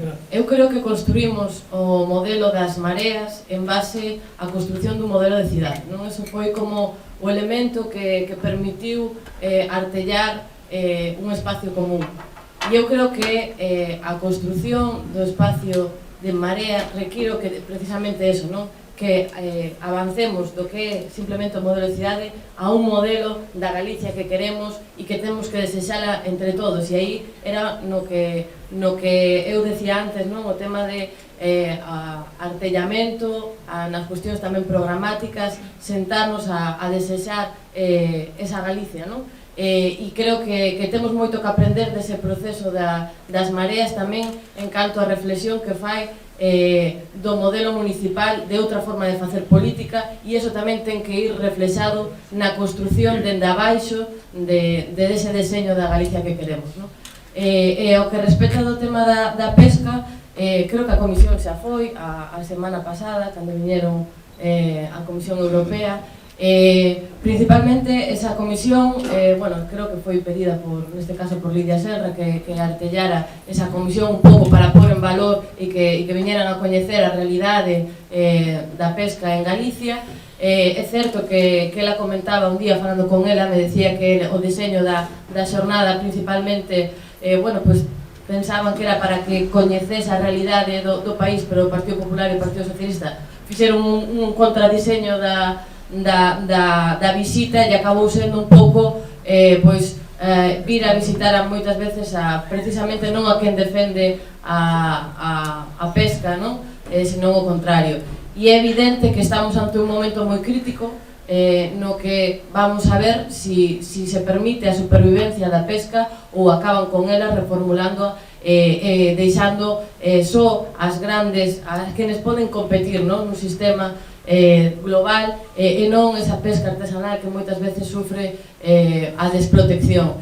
Nos, polo de pronto, no Congreso que avanzamos foi unha proposta que ten que ser debatida, no que se entenda que para Galicia a pesca é vital tamén no que falábamos do problema demográfico, que non se pode atender simplemente a criterios históricos, sino que se entenda a realidade socioeconómica de Galicia, que se entenda que se en Galicia desaparece a pesca, as vilas de todo a costa esmorecen, porque é o motor desas vilas. Entonces, que se entendan eses criterios socioeconómicos que permitan facer unha aposta real pola pesca en Galicia, e tamén instar ao goberno do Estado español a que defenda tamén, donde ten que defendelo na Unión Europea, os intereses dos galegos e das galegas. Esa é un pouco a proposta que presentamos e que estamos pendientes de que pase e que sepades que estamos traballando neso.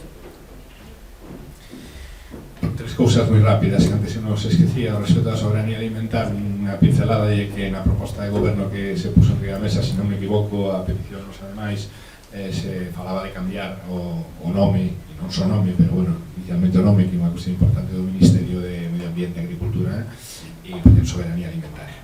Era un comentario nada máis. Despois, sí, se agradece moito, bueno, as mostras de cariño, porque, bueno, eu debo reconocer que un ali, creo que a sensación que temos todos, é un mecanismo, un espacio burocrático perfectamente diseñado para encapsular a todos e cada un de nós. Entón, eu creo que, bueno, é de agradecer e é moi importante para nós respirar este aire. Sobre Turquía, absolutamente de acordo, xa dixo Miguel Anxo, e todo o que se faga é pouco e hai que facer moito máis. Volvo a, pasa que como estou de Pepito Grillo, volvo a dicir o mismo de antes, non?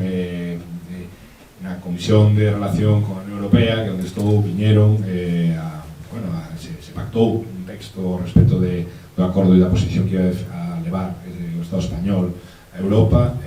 Nos levou moito tempo ese traballo e finalmente vimos o que pasou. Entón, é trascendental e temos moita máis voz da que tiñamos nas institucións, pero non nos olvidemos que a parte fundamental de calquera tipo de transformación política e de posición forte de correlación de forzas está e sigue estando e vai estar nas rúas e na solidariedade efectiva día a día. Unha cousa rápida que xa que estamos pedindo tamén agradecendo. Eu creo que é moi importante que o mesmo que nos van a chegar. Primeiro, antes unha cuestión, eu sei que estou contenta de que me chamen señoría, porque creo que mentras existan as señorías, creo que é super importante que poder ser muller ter 26 anos e ser señoría, creo que lle molesta bastante a moitas señorías, entón eu estou moi contenta de ser señoría. Amarse disto, creo que é super importante que demostremos cara fora, pero tamén que nos demostremos a nós e nos demostredes a nós que siga habendo a marea. E creo que porque ten que seguir habendo a marea, é importante, para todas é importante isto. E creo que unha das formas a través das cales isto é posible é si as mostras de cariño e de ganas de seguir tecendo en colectivo políticamente o que queremos que sexa este país. Estou de acordo con Pepe, o que queremos que sexa este país dentro de 30, 40 anos, creo que ten que seguir chegando este cariño. E de verdade que non pensaba cando estábamos realizando a rendición de contas de hoxe que a sensación coa que me iba a marchar era de sentirme arropada, con calor, que non nos vamos solas para Madrid, así que de verdade, de moitísimo corazón, moitísimas gracias.